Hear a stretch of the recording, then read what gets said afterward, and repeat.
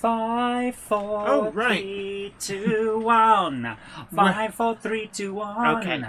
Zoe gets very excited, but don't forget to keep all your gronks in the upright position as we prepare for our descent into Weir Yard for some executive shunting this Monday night. I'm here with Gronksy. I've got the monkey. Gandalf is around somewhere. Hold on, let me see if I can wake up the Gandalf. Gandalf! They can't, we're already a bit late already. No, Gandalf, calm down. We're just checking that you have your gronks in the upright position. I don't have any gronks, I've got hobbits. Oh, okay. Right, so we've got Joshua W56, Harry Sedgwick, Dion Wollaston, Leslie Gilpin Rose, Peter Jackson, Jiggler Heath, Smallwood Junction, Leslie Gilpin Rose, Flymer Chen 1, John Pinney, Valleys 56XX, Plymouth North Road Station, Richard Swiderski, Zantec, Patrick Lang, Andy Friars Junction. Hello to you, Warbler Productions. Richard Knowles, Awesome Bricks, RG186, JTG Werewolf, Jordan Hunter, Lintry Town Trains and Models, Linden, Anthony Hill, Eddie Pullen, Richard Brighton, woohoo! Great to see you. Marcus Muggins, Ed Flame 4291, Not So Salty Sea Dog, Caroline Rogers, Andrew L, Busby Junctions, Retro Rambles. It's great to see you all. Hope you are all well. We're here. We've got a special guest over the video link, which is basically in about 15 minutes or so. We'll be getting Richard Brighton on to announce the competition that DCCconcepts is running to win 2 tickets to get into the Doncaster Festival of Railway Modelling, which is coming up on the 8th and 9th of February. We've got 2 tickets to Paradise. So, Richard Brighton, you just need to make sure that you pull that string taut so we can talk. But what else have we got? Well, we're going to be rolling on through all of the new announcements that were made on Friday from Oxford Rail. Yeah, they're back, baby. Guess who's back? Back again. So Oxford's back. Yeah, Warn your friends. Will you stop it? Yeah, okay. Gosh, somebody's fed the cupboard monkey sugar, and you can tell, can't you? So, basically, we're going to be running through those. Some interesting choices.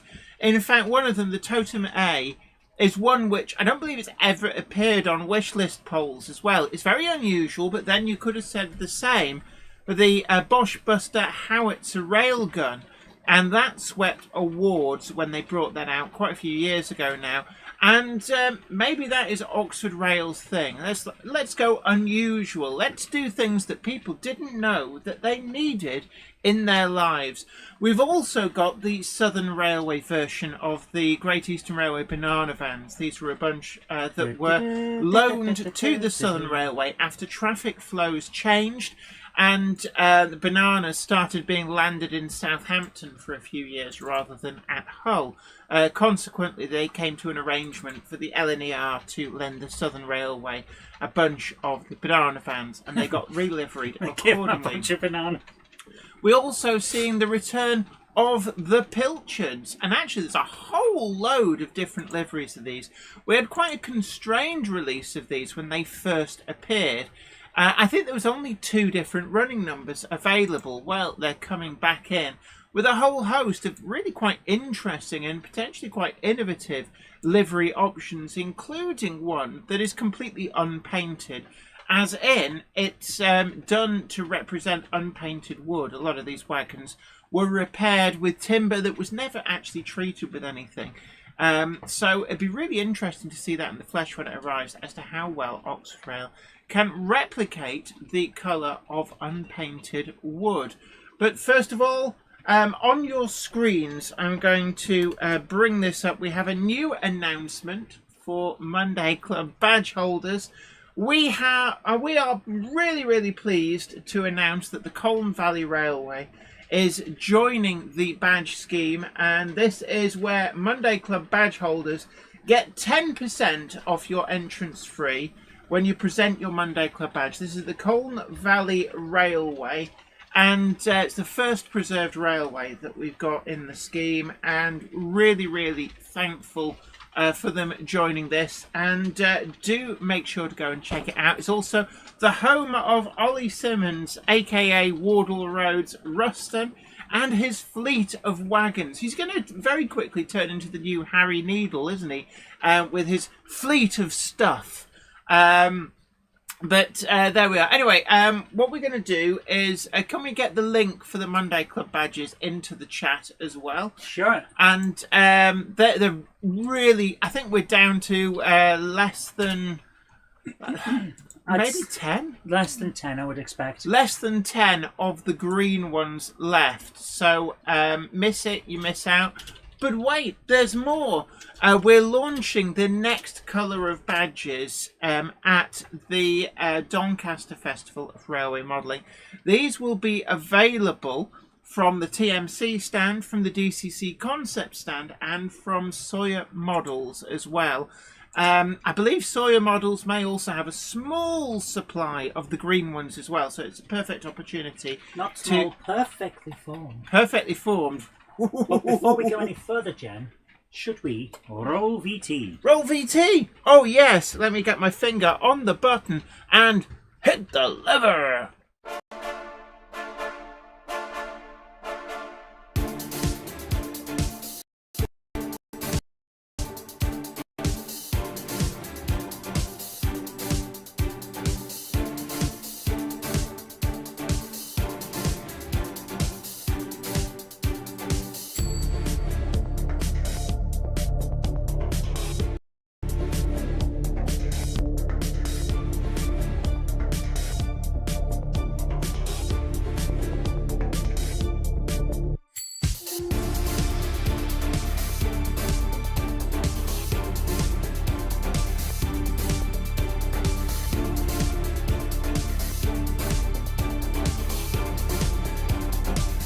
Welcome to the Monday Club, your online model rail club for all the news, gossip, layout tours and more, with your host, broadcaster and model maker, Jennifer Kirk.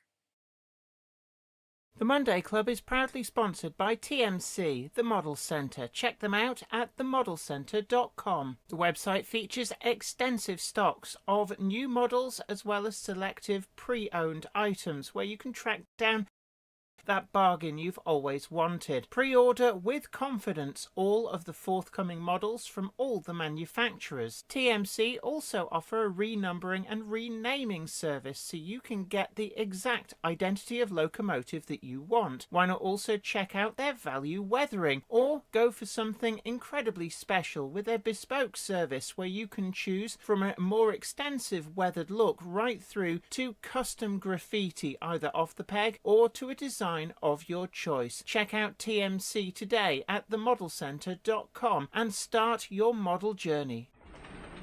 So, welcome back. As I said before, we're just making sure that Richard Brighton, who will be joining us from DCCconcepts live from somewhere in Settler, just making sure that he's pulled the string taut so we can talk down the line. A couple of tin cans and the string will be pushed to the limit as we have a chat with him about the competition that DCCconcepts is running to win 2 tickets to the Doncaster Festival of Railway Modelling. Absolutely free tickets, but you do have to get yourself there. They're running this with us. It'll be basically, there's going to be one of those questions. Do you remember daytime TV? It's like, what's your favourite colour? After you told us your favourite colour is green, is it A, polka dot, B, stripy wipey, or What? C, green? What the hell was that? I don't know. I'm just mimicking the kind of questions we used to get on Saturday morning TV. Big hello, Wardle Restorations. Great to see you. Says I need to win a ticket. Oh. But yes, it would be great to see you there. Now, the Monkey and I will be there. We'll be bringing the Toaster Twins, as long as we remember. And we'll be flitting around. We're doing a live stream from TMC on the Saturday. So join us from the top of the TMC tower. And hopefully we'll line up a few interviews. And in if the we're afternoon. very, very good, they'll let us down. Yeah, Can we come down? No, you haven't live streamed enough. Yeah, no, you hadn't promised not to do what you did again. But we don't know what we did.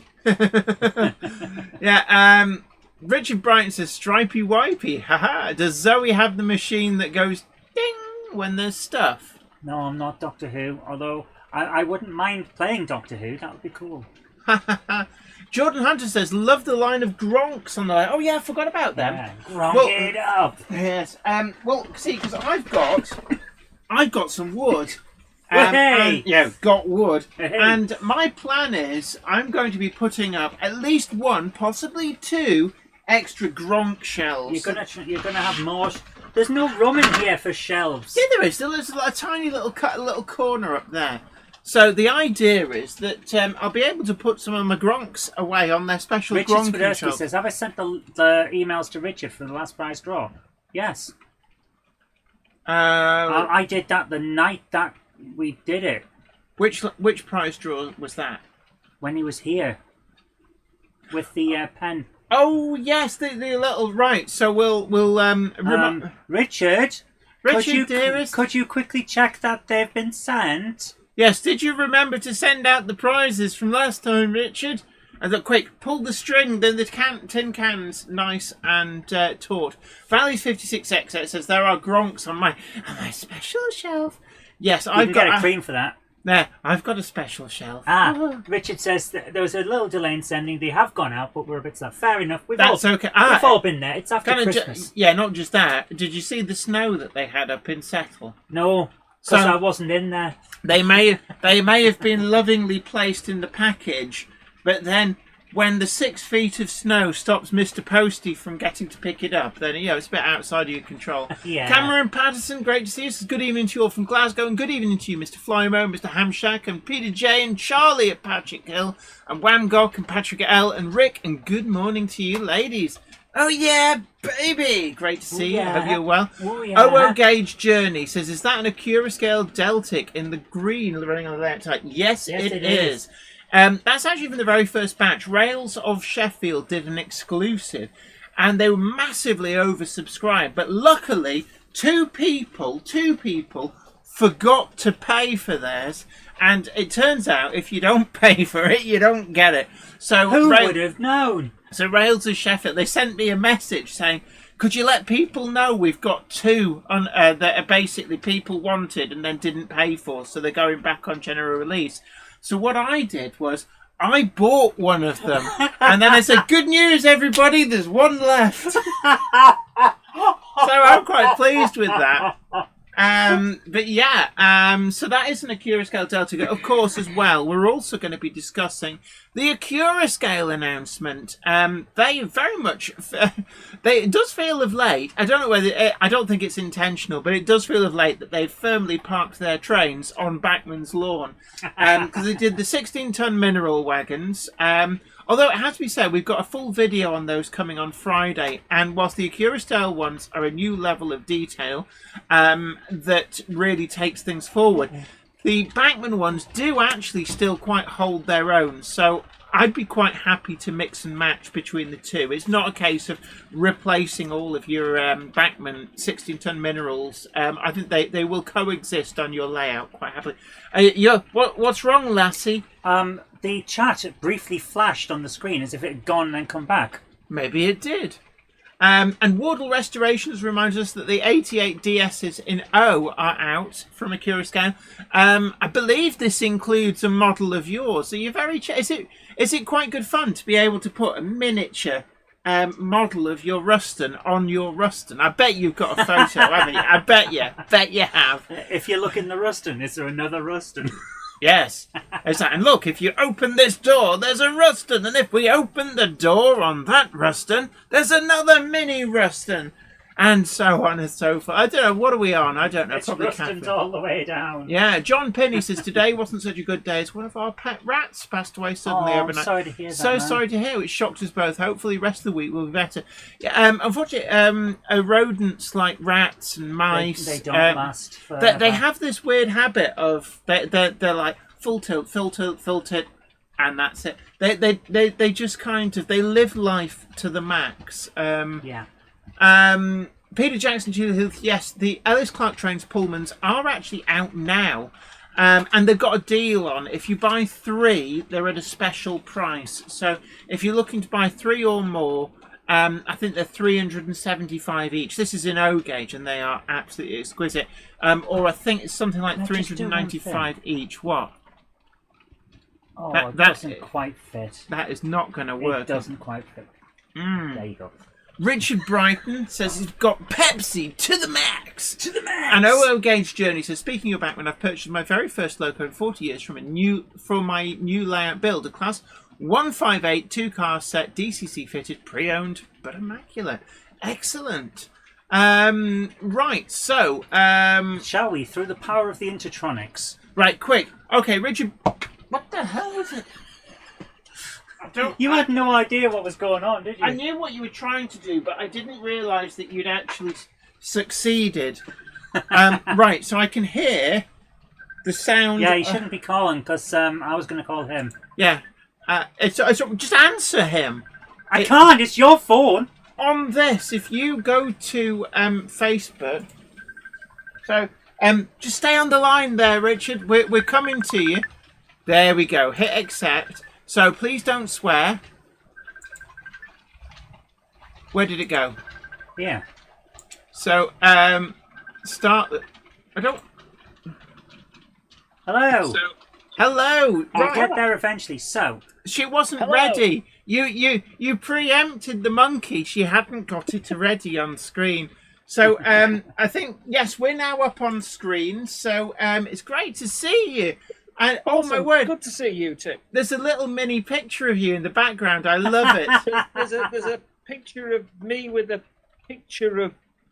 I'm backwards and I don't know which way. Yeah. There. Yes. Me. And the thing is, though, because you've got infinite regression, at some point, Doctor Who will arrive somewhere in that picture. Tiny, whiny. Yeah, stuff. something Yeah, like that. yeah. So, a big hello to you. You were, of course, a guest here on the show a couple of weeks ago. It's always great to see you. But you're in the warmth of home. So, where are you in Settle or are you in Sheffield? I am in the DCCconcepts company house here in Settle. Oh right, I didn't recognise the shelves behind you look to be fitted out with some kind of sci-fi memorabilia. Is that Yes, what? there is some Lego on the shelves behind me. Yes, as well as some tanks also.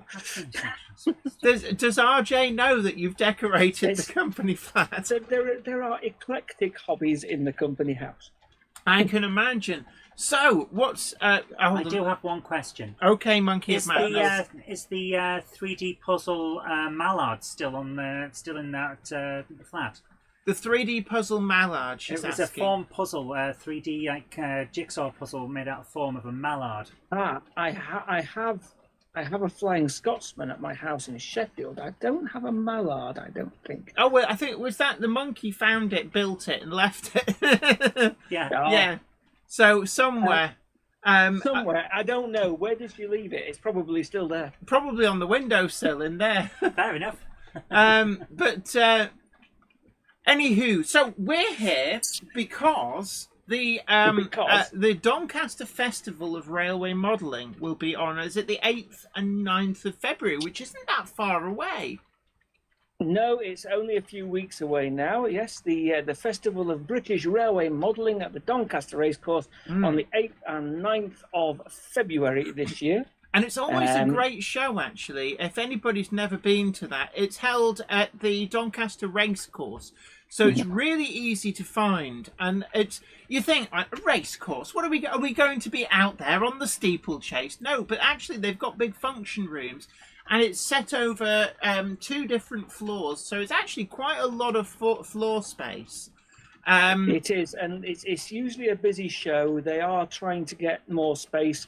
When I was speaking to Warner's last week, they are trying to get a 3rd floor now as well. Oh, right. So it's going to be bigger than last time. Yeah, no, not this. This time is 2 floors. They're talking about 2026, hopefully being 3. Just because of the number of people, number of layouts, number of traders that want to get into that show, because it is a very successful show. It's very well patronised.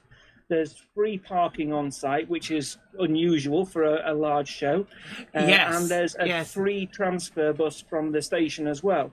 So, and it's actually quite easy to get to as well, because it's sort of like roughly in the middle of the country. So all those southerners, they can easily get up to it, because Doncaster is pretty much on the East Coast main line, or just sort of like a little swervy bit. If you're driving, it's on the A1/M18. If you're on the train, it's on the A1. And I was going to say, if you're on an aeroplane, it's got an airport, but it doesn't at the moment. It will have. Oh, I thought it did have. Well, what have they done? Long story. They forgot where they put it. It's actually in Nottinghamshire. That was the weird thing. It's called Doncaster Sheffield Robin Hood Airport. So I mean, anyone where I had no idea where it is. I just remember being very pleased when I was in Tenerife and I saw that the aeroplane taking off was going to Sheffield, which made me happy.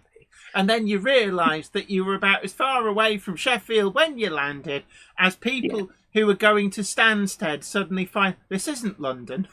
Exactly. This is the issue, isn't it? Yes.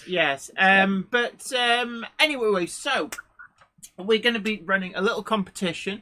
The Monkey of Madness has got a link, I believe, to put into the chat. I have to say this. There should be a link. Now, on the link which the Cupboard Monkey or someone will be putting into the chat, if you go to that link, then you will have a question to answer. You will obviously need to put in your name and your email address so that you can be contacted. But then you will be given a multiple choice question, because this is not a lottery, is it, Jenny? No, this is not a lottery. This is not a lottery. No, this is a competition. Yes, a competition. So you will have then 24 hours, well, nearly 24 hours, until 7 p.m. tomorrow to answer the question. So that does mean that anybody watching this on catch-up tomorrow, don't worry, it may not have closed yet. So as long as correct. So 7 p.m. on Tuesday the 21st, Tuesday the 21st of January, 7 p.m. Tuesday the 21st of January is when the Google form that is hosting the question will be shut down. Then we will then have a spreadsheet containing all the correct responders, and I will then ask Google Sheets to select a random entry, and that person shall win the 2 tickets to the Festival of British Railway Modelling on either the 8th or the 9th, to that person's preference. So basically they decide which day they want them, and it's 2 tickets going to one person, so you can bring a friend. Exactly. Or the wife. Yeah, it'll sit there and go, oh, it's changed. Actually, in this day and age, there's a lot more women modellers, so it might be the wife's got the boyfriend in town, like, come on, we're going to look at, I wanted to look at cars. Well, you can stay in the car park if you want. There's an awful lot of married couples where one partner likes the technicalities and electrics and locos, and the other partner likes the landscaping and the weathering and things like that. The creative it works stuff. really well together. It does, yeah. So, ready to post when you are. Okay, post it. Here we go. Do it, Zoe. So we're there. We're in the chat. There you are. I'm going to ask Zoe as well if you can get the chat up on there. So as we have a chat with Richard Brighton, and if anybody's got any pressing questions that he's able to answer, I'll be able to notice those. Are the only questions about pressing? Yeah, if you squeeze it, it presses you. Okay. But so what is new from DCCconcepts? So people coming to the show at Doncaster, what can they expect? Because you just recently, when you were on last, we talked about you've done a range of solenoid point motors and control boards, which have an inbuilt Yes. CDU. So We talked about those. They're going to TMC, and they will they're be going to- available. They have them now in stock. They will be taking them to the show. So if you want the DCCconcepts solenoid point motors made for TMC, they will be at the show on the TMC stand. But you're going to be having the AE models frog polarity change. I'm just trying to. Oh, come on, give it to me. Unfortunately, Have they sold out? we won't have any of those. Now, TMC or Malk's models or KMS may have those. We've run out, and because it's Chinese New Year, the factory closed on the 18th and will not open again until the 15th of February. So therefore, we are not getting any further shipments now until the middle of February because of Chinese New Year. So presumably these have sold incredibly well. They sold. We had 3,000 of them made, and they all sold within the first month. And I must have actually, because Weir Yard's already wired up, so I thought, I'm not really going to have anywhere to put it. And then I found a mystery fault, and it was a frog. A mystery fault on Weir Yard? No. There was a frog that when Your wiring is perfect, Jenny. Anyway, yeah, there was this point where I tried to send a train down a route I don't normally use, and everything shorted out. And I was looking underneath at the rat's nest, and then, like, bing, light bulb moment, I thought, actually, I don't need to route into this rat's nest. I found the wire that's going to the frog. All I need is to put one of these onto the bus and just wire that wire to the frog straight into one of these. Fixed the problem. No messing about. And there was like none of this like digging in going, where the hell do these wires go?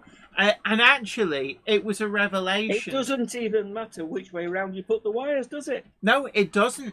And there's basically two rail wire connectors, and it's you can try it as well. You can go, it works this way round. I'll just swap them round, and it still works. Right, I'm being handed a question. Can you pay on the gate at Doncaster? Do you know? Can you pay on the gate at Doncaster? Yes, you can, but the venue is card only. Yeah, so the venue is card only. Plenty of traders will be including us, will accept cash and card. But the venue, so the race course and the catering inside the race course and things like that, they're all card only. And that presumably means that if you pay on the door for your tickets to get in, that is also card only. Well, I suspect so because that's using the ticket gates at the venue. So I guess that. So be prepared for that. They might take cash, but just be prepared that it might be card only. Yeah. But I know that all of the catering venues inside are all card only.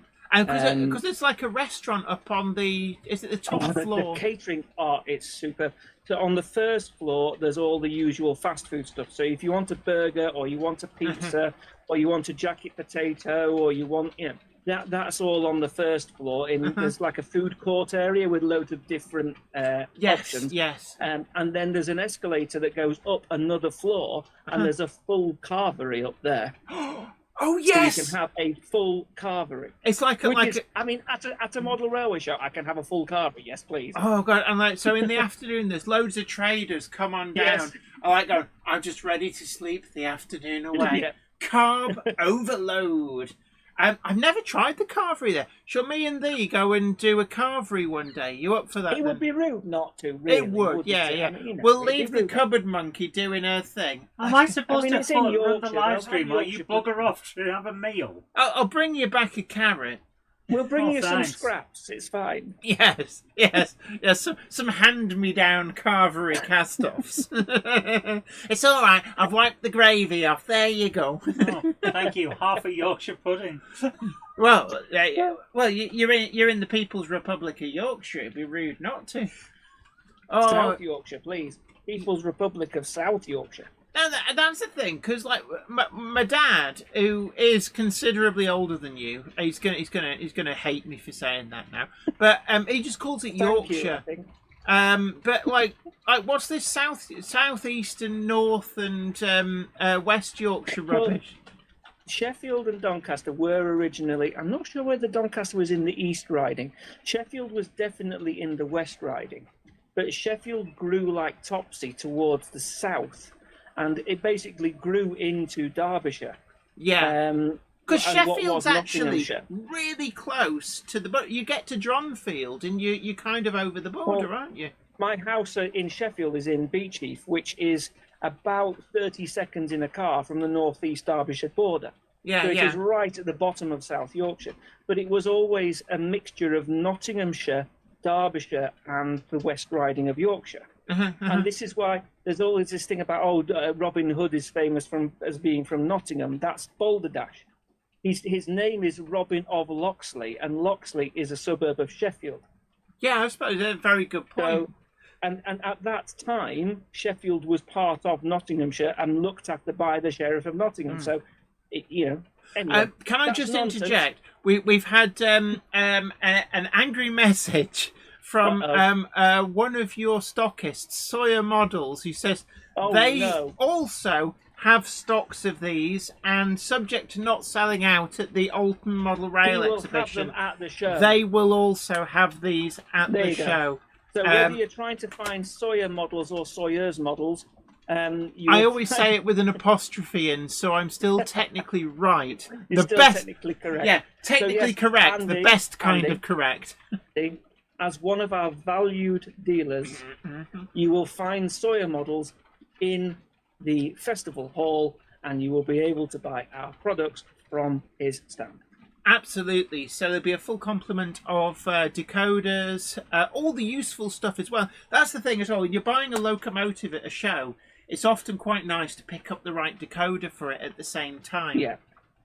So we're quite keen. There's a lot of traders like going to shows with a table with a lot of locos and rolling stock on the front of it. Yeah. Which is fine, but when you buy a loco, you might want a decoder for it, and then you end up searching around the hall for somewhere to buy a decoder. The thing that I say all of my dealers is, please, if you're going to the show, take the essentials with you, not just the locos and the rolling stock, but take the essentials with you. Because apart from anything else, the dealers have to cut their prices so badly at the show to compete with other stands. There's not a lot of margin in it for them on the locos and rolling stock. They need to be able to sell other things as well to make their money at the show. And actually, decoders and stay alives are an easy upsell, because probably half plus people are going to need a decoder for it anyway. And they don't take up a lot of room. You could even put them in the glove compartment of the van. And you get quite a lot of decoders into a small space. So it's an easy upsell. I can remember one year doing the Worley show when that was at the NEC. And I bought a couple of locomotives, and I spent most of the show trying to find somebody selling decoders. And like every stand you went to, they'd have all the locomotives. And you say, have you got any decoders? Oh, no, we didn't bring any. And it's like, why? I mean, seriously, there's so many essential things that you need for railway modelling. You know, track cutters, track cleaning rubbers or IPA alcohol, solder, flux. And they're decoders for locos. And they're like the little things that it's always worth having in stock. But like, if all you want is a little packet of solder, it's kind of not worth getting just that on its own. There's been shows that I've been to, people have found it difficult to find rail joiners. I mean, seriously, guys, this is, I know that Andy Sawyer will have rail joiners on his stand. I can guarantee it. But you do find some stands, and the thing is that they don't have space to hang things on hooks. They just have a table. So it can be quite challenging for them to bring small things. Oh, you've got Simon has been very generous there. Simon Snow has very, very generously gifted 5 Jennifer E. Kirk Model Railways memberships. Thank you so much for your generosity. So John Pinney's got one, Samuel Ives, Maho as well, 247 Trains, Mike Wilson as well. So a huge thank you so much. It's always great when new people become members, and you've also we've got some news as well. I say it's like the royal we have. We'll be having the new Monday Club badges at the show. Yes. And some of them should be available through DCCconcepts on the stand, as well as I'll sort of come clean now. We've been hiding, haven't we, Jenny? Have we? Yeah, well, that we make the badges for you. I thought we were supposed to. I thought. So look, we'll have them on our stand. Andy, I'm sure, will have them on his stand. You'll have them in the hall as well. I'm sure you'll find other people as well. But the Midland or LMS Maroon, the kind of Crimson Lake. Crimson Lake, yes, the red badges, they look gorgeous. The photograph doesn't do them justice, actually. They're actually quite iridescent, so as you move them around in the light, they sort of change colour. They're really nice. So you'll have them at the Doncaster show, and they will be for sale, which is brilliant. And that's there's a question that I saw come up, which was basically just asking if someone could explain DCC in a simple way. And I think the best thing for that is, if you're at the show, is just to come to our stand and say, guys, please explain this to me. I'm stuck. And that's why we're there. Yes, it's great if you want to buy a few things through the till. It's great if you want to do that. And that helps us afford the stand and the pitch and things like that. But predominantly we are there as an advice centre for people to come up and ask questions, and we're more than happy to talk things through with you. Absolutely, yeah. I think a lot of people. It's unfortunately when you go on a lot of like the Facebook groups and internet fora and stuff. There's a lot of people have a particular opinion, and they kind of unnecessarily complicate DCC. So you're the guys who'll basically cut straight through the BS and tell you exactly and what I don't you need mind to do. We've changed our stand, and I think you might have seen it at the Great Electric Train Show, and it will be at Doncaster, where there's a section for DCC, a section for DC, a section for tools. So we're not just there to plug DCC. If DCC isn't right for you, then that's fine. That's perfectly okay. Yeah, so I've just heard. Zoe, are you all right? I picked up a can and it exploded. Somewhere downstairs is now pebble dashed with Diet Coke. Oh, no. I just heard this sort of. So, one minute. How bad is it, Zoe? Well, put it this way, Jen. Yeah? The can hasn't been opened. The side has burst. What did you? I dread to think. Do we need to redecorate? I'm going to spend a few minutes cleaning. The monkey won't be joining us for a little while. She's just taking it upon herself to mop down the walls. Apparently, it just fell apart in her hands. Can of Coke. It just exploded by itself. There's some kind of weakness in the side. I think what's happened is she's caught it on the ladder and it's split the can. Right. Anyway, meanwhile, back at the ranch. But yeah, because you asked me a question. What's new? Yes. And Doncaster will be the launch for the universal digital control equipment. You know Alpha Central, you use it. Yes. But Alpha has been incredibly popular, as Alpha Central has. But its Achilles heel is that it was only compatible with NCE. Yes. So if you were using a Digitrax or a Gauge Master or a Hornby system, you had to use Alpha Power and Box to adapt between it, which immediately knocked 200 quid onto the price. And I know that was a lot of people, especially if you had a small layout, and it's like, I don't need a 5-amp booster, which was a bit of a problem. So this is something I remember when I worked with you.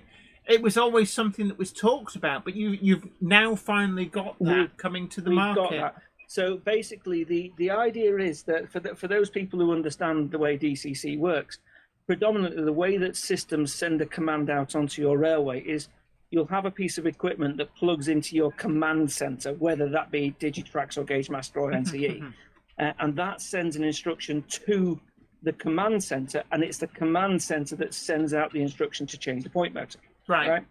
So that is complex if you're like us, an agnostic manufacturer, that we're making stuff that has to be compatible with multiple systems. Yes, yeah. Because every system speaks a different language. So we would have to have various different versions of the same product to work with different systems.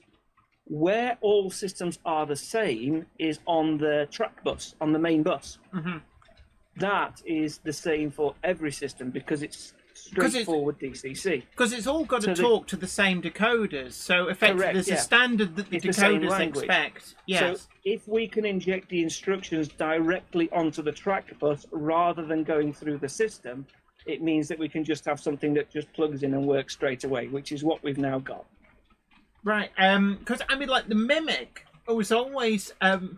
It's a product that, for me, I was introduced to Mimic through the ground signals. But Yeah. that's now moved on to so much more. But you've now got that all kind of all coming together with the new for With the everything. control, yeah. So you can now control and mimic on any system, and it just plugs straight into the DCC bus, into your red and black wire, basically.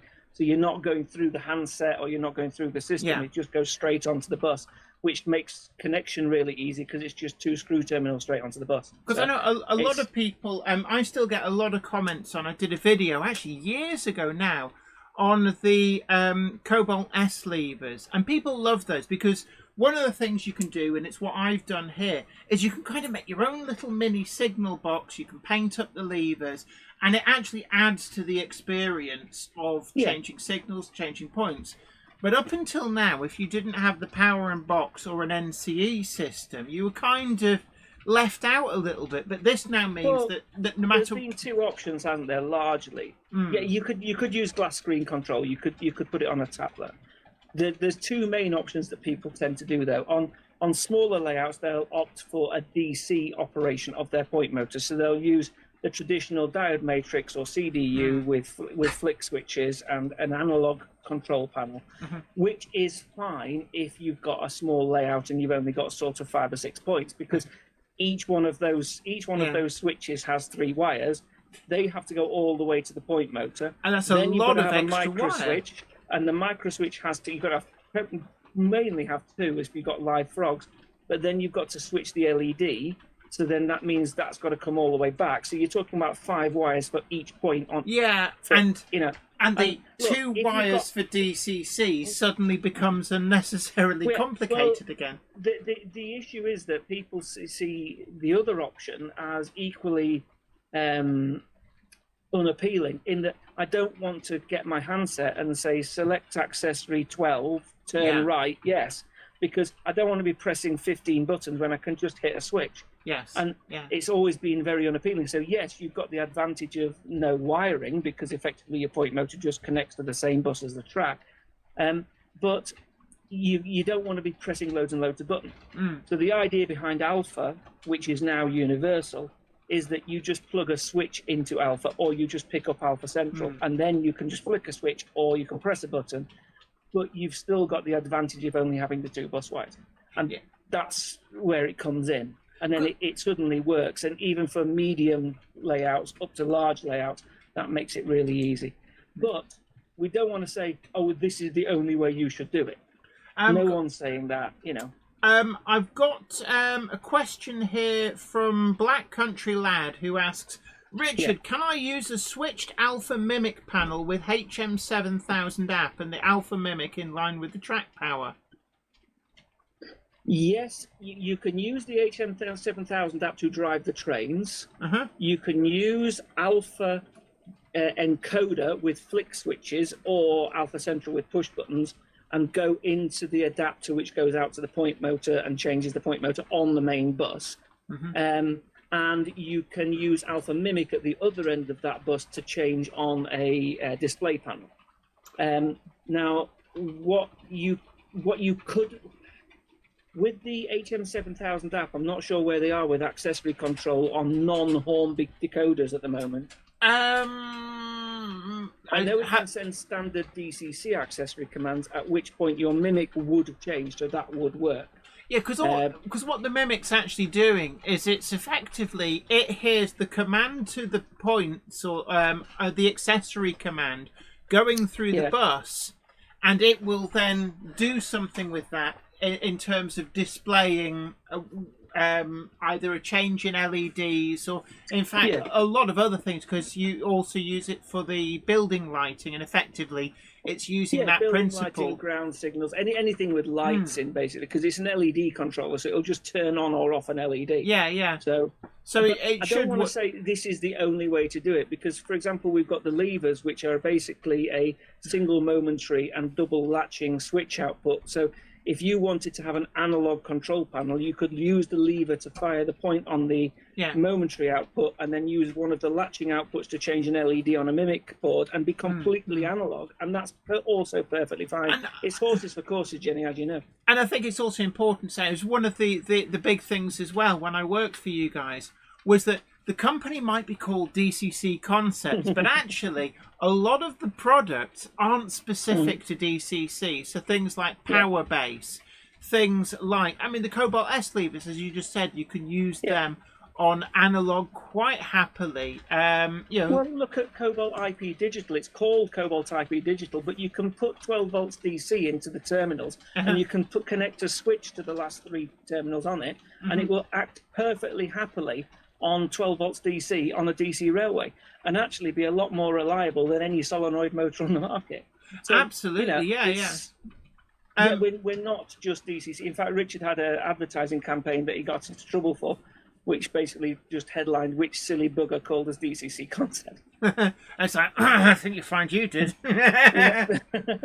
But and then also you've got your range of legacy track as well, layout lighting, which doesn't have to be controlled through DCC. It's quite easy to layout. We've got the lighting control boards, as you know. We've got those little lighting control boards, which are a godsend, because you can just drop that off your bus and connect any lights to them, and you don't need commands to turn them on and off. You can just put a switch on it.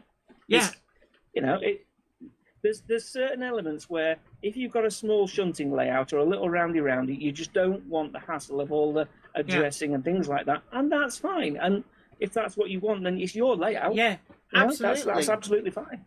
Absolutely. Let's see if we've got any more questions. The monkey is. Finally, I've had to change my trousers. That I got covered in the coat. I mean, it's like I heard the exploding can.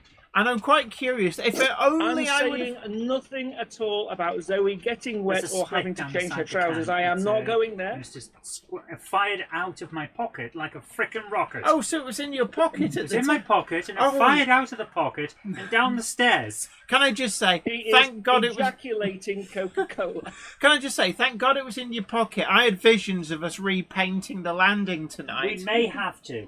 What? It sprayed everywhere. I've cleaned my guitar. I've had to clean a TARDIS.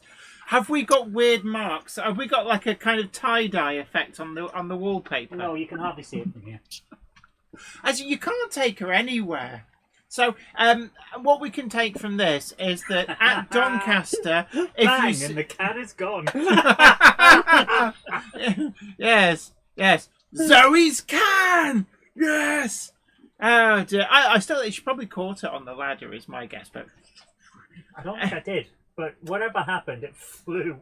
Yes. So she put it in her pocket, and her wit is so sharp it cut through the can. Absolutely, her rapier wit. But as I was saying, it's like, if it's going to happen to somebody, it'll happen to you. Yeah, and then it'll happen again. Yes, there is a comment which I don't know whether we should accept. Which I can read it out loud because I don't care, because then I'm saying it. Which is that an ejaculating can in your pocket, or are you just pleased to see me? Oh, go on. If the trombone hasn't got too moist, just give it a blast.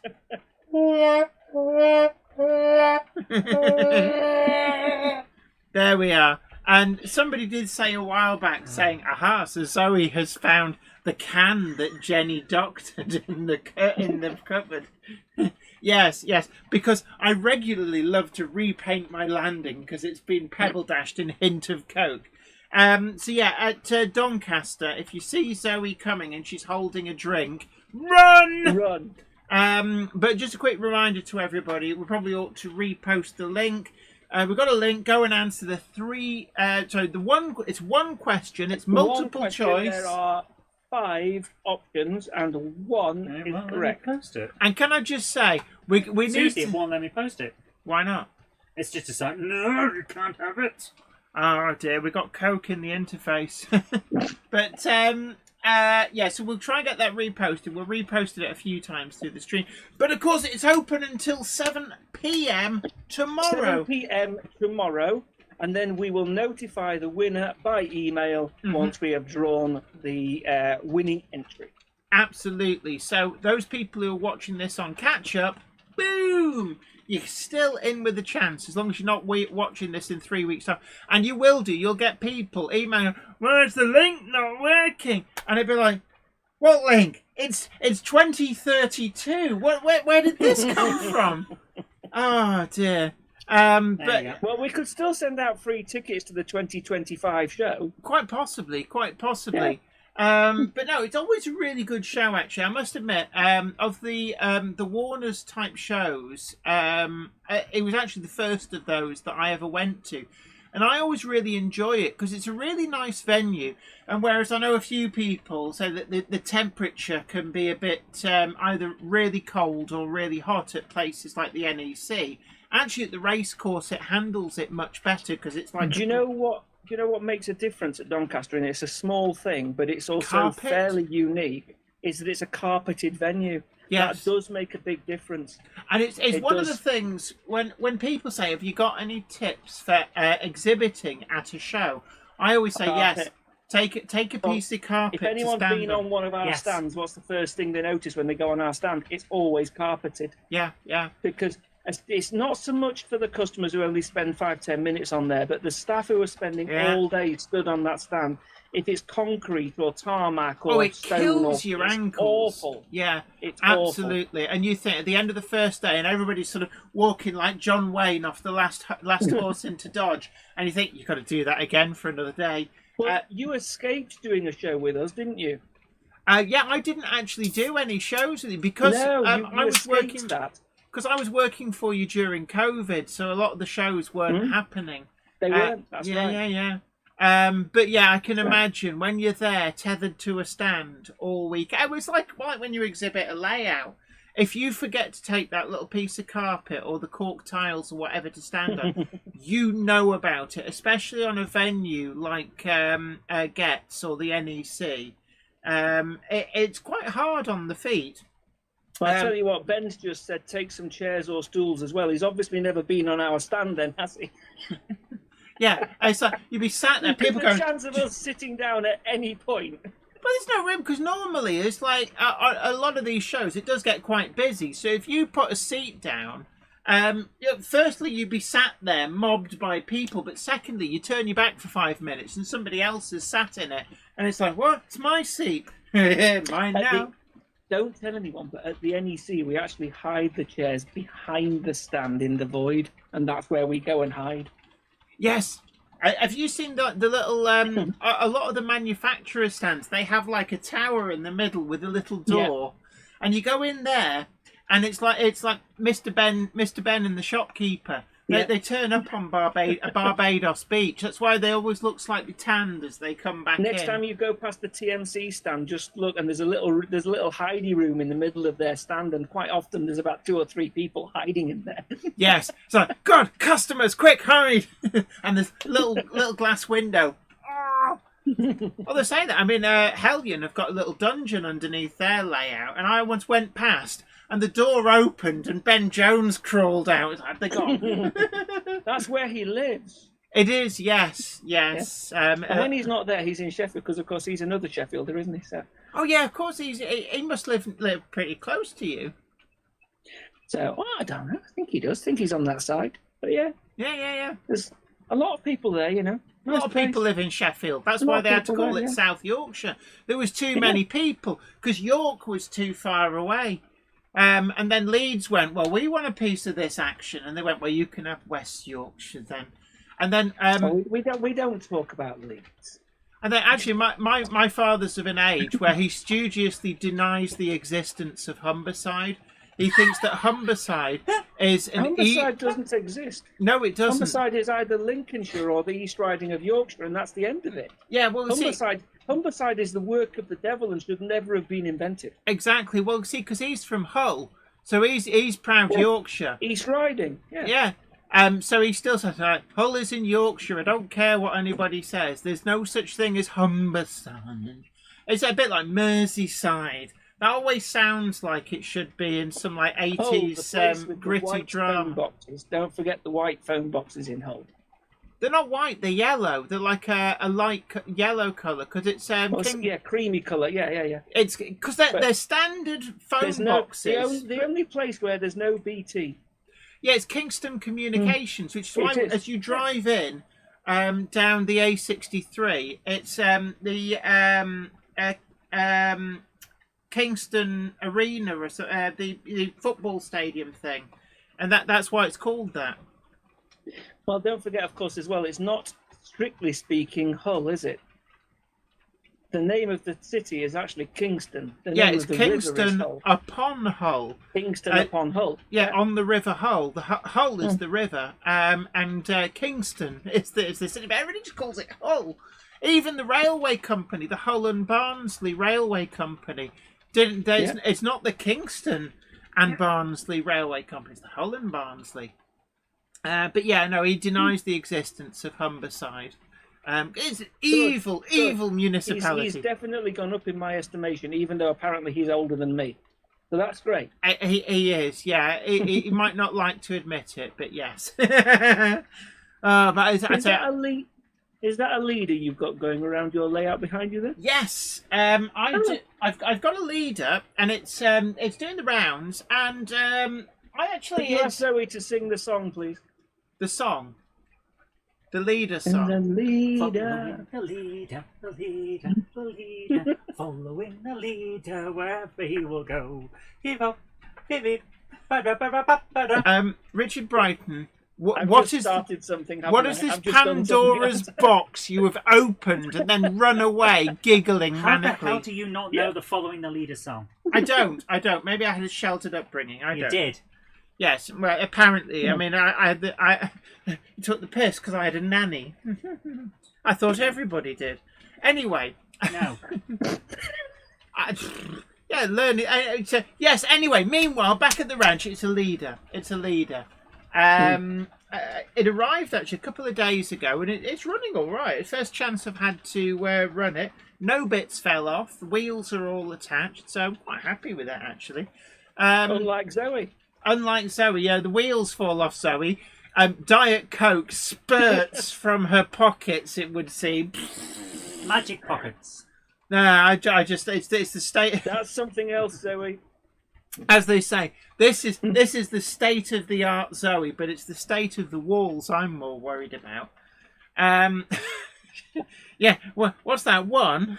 She's just shown me a particular hand sign that I use whilst driving all the time. Could I just point out that it's almost 8 p.m. Let me know. We still have the announcements. Right, you go and do Monday Club we're supposed to be taught. We've got pictures to show and everything. But look, anyway, so we've been waxing lyrical. So I'm going to let you get on. I do not believe you two ever did any work. Get people entered in the competition to win 2 tickets for the Festival of British Railway Modelling in Doncaster, 8th and 9th of February. And whether you win a ticket or not, we'll see you all there. Absolutely. Oh, what we would do say as well is only enter if you know you can use the ticket. There's no prizes for winning the ticket, and you live in Abu Dhabi and you've got no chance of going. Terms and conditions are blah, blah, blah, blah. Yeah, you've got to get yourself there. On the competition form, it says there is no cash equivalent prize. Yes. It is 2 tickets for either Saturday or Sunday at that specific show. That's the prize. Absolutely. Right. Anyway, look, it's always an honour to chat with you. You take care, and we'll catch up with you definitely at the Doncaster show. But wonderful. I'll chat with you. I'll chat with you online before then. No doubt. I'm sure you'll pop over at some point with a can of Pepsi Max and a double decker. Oh, well, always. Have you found all the double deckers I left hidden? I have no. I don't know. Zoe says she says she doesn't. I just think of you every time I rip a sticker off a box. Well, there was. I'm trying to remember what it was that really wound you up. It was whenever Sweet corn. it's whenever I found one of those stickers under your chair or hidden away under the fascia that Anthony put around. He swore blind. He told me not to tell you about those, but there's still a couple you haven't found. Oh, those stickers. Yes, The those. ones that begin with T. Yes, and ended Ah, at. okay. Yeah. Right. So look, you take. Zoe says she doesn't know how we ever managed to get any work done. We sat next to each other in an office for so long. But you didn't do any work anyway. That's why you don't work for us anymore. No, that's not true. That's not true. All of those great videos were made by me. Yeah, all three. What? No, there was more than three. No, you said the great And videos. on that All note, three. Right, anyway, yeah, lovely to see you. Go on, hop it. That was Richard Brighton, ya. everybody. Take care. See you later. bye. So that was Richard Brighton from DCCconcepts. Always great to chat. We will share the link a couple of times more if you want to win 2 tickets to go to the British Festival of Railway Modelling. Oh, my ears feel really weird. So, I bet they do. what was I going to say? Right, anyway. Thank you so much for coming on, Richard. Absolutely, thank you so much. And don't forget as well, there'll be plenty of stockists of DCCconcepts products at the Doncaster show, including Sawyer models, TMC, and he mentioned some others. There's a lot of stockists there. So even if DCCconcepts is out of stock of certain items like the frog changers, they will be there with some of the traders. Now, anyway, I've got some pictures that I want to show and talk about. Sorry, it's every time I sit down with Richard, we just wax. I genuinely do not believe you two got any work done. Funnily enough, we did. So, what do you want to go for first? That one or that one? Let's start with Oxford Rail, because that was the big one on Friday. So this is great and welcome. No, wrong one. Oops. Oh, sorry. You just got to see the control center. No, it's behind the curtain. The Great Wizard of Oz is just a Jenny. So anyway, so we're getting these from the Oxford website. So the Totem A, I had to go and look this up. It's an interesting wagon. We've just got what appears to be, I think these are test shots from the tooling, but I don't know for certain that they're not. Oh, I like how they wobble when you move your mouse over them. Yeah, well, can we bring one up full size? If you, they're all the same picture that they're using. So we've got here a bit of information which is now disappeared, but they look pretty good. I like the amount of detail that's on the bogies. And these are That's like nice. super heavy duty bogie bolster type wagons. I believe that it was built for moving armour plate, but there we are, built in 1899. The Totem A, diagram 82, was a short 25-foot 1-inch armour plate bogie wagon. Yeah, so it was for basically part of shipbuilding, for building battleships. So the armour plate would be made at the steelworks. And it's very, very heavy. I seem to recall that a cubic foot of steel weighs a ton, a literal ton. Wow. It may even be, or was it 10 tons? I know it's incredibly heavy. So you can imagine 1-inch thick steel plate. There's a lot of weight in that. The wagon's primary purpose to carry large cast iron parts for industrial use. A documented example was a large anvil loaded at Cardiff docks for BSA Birmingham. So used for more than just armour plate. Basically anything that was dense and heavy. Under load, this wagon was limited to 25 miles an hour, could not exceed a travel distance of 25 miles without stopping.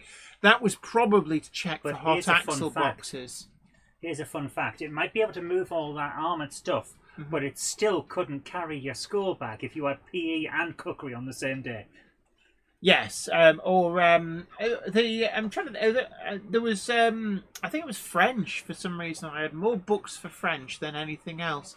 But as far as I know, it was a one-off. The wagon itself was a one-off. So whilst they're doing all sorts of different liveries throughout its lifespan, and actually, unusually, they're doing it in as original condition. So when you look at the picture, can we bring the picture back up?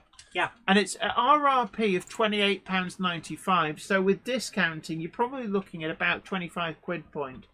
But the detail on that is actually really quite nice. So you can see we've got the stanchions that would stop the load from sliding around.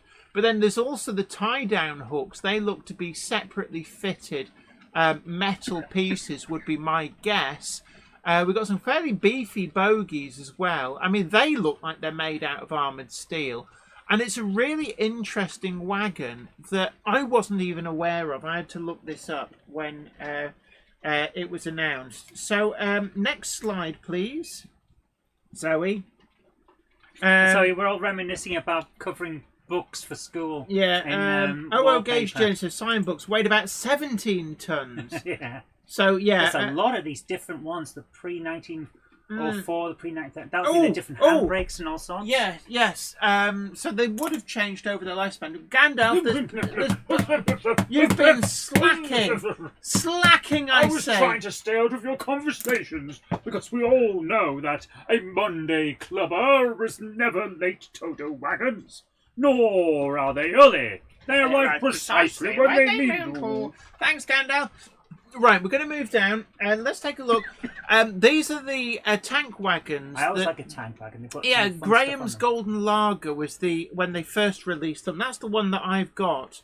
But they've got some extra liveries. So the Royal Daylight one. Let's bring up Royal Daylight and let's get none of your peasant daylight for yeah. Come on, like break it full size. So there we go. I love Royal Daylight tankers because it always reminds me of Hornby 00. So these are really useful new liveries on an existing model. So they've announced a number of these. It's fairly conservative announcements, it must be said. But these are apparently due in the next few months, going off the top of my head. Along with the J26, all versions is due Q2. So we're looking sort of, that would be March, April, May sort of time. So not too far. It'll go quick. Right, let's go back. So the cupboard monkey is completely... I am making jokes in the chat. Yes, you are. Right. Some of these smaller ones, the pilchard wagons, are very interesting. In fact, the different... yeah, actually, some of these liveries, can I just say, the pilchard, we talked about it a bit in the opening. So, these... replacement panels and also... That looks really So those good. light grey bits, they're replacement planks, but the replacement planks have not been painted, is what this is representing. So the pilchard, actually, it's one of those wagons. They did, I think it was 2 different running numbers. And they came out kind of with a little bit of a whimper, I guess. Mostly because it was right at the point where things were happening behind the scenes. And they did do another run, but with exactly the same decoration. But they've come back with a bang on these. Can we have a look at some of the next pictures? Of course. Which one? I like the unpainted one. You see that? Yeah, that one. So this is entirely in plain wood. So all the metalwork is picked out in black. And these were surprisingly long-lasting. I believe they lasted into at least the 1980s. I've got to ask one question. Why are they called pilchard? Fish kind names for engineering wagons. Right. So it's not because they would be specifically designed for carrying stocks of pilchard. Right. Engineering wagons had code names. Right. And it wasn't like James Bond or anything. It was simply a continuation of what they call the telegraph codes. James Bond, I'm just thinking now, class 007 licensed to shunt. Yes. Okay. Now that'd be 008.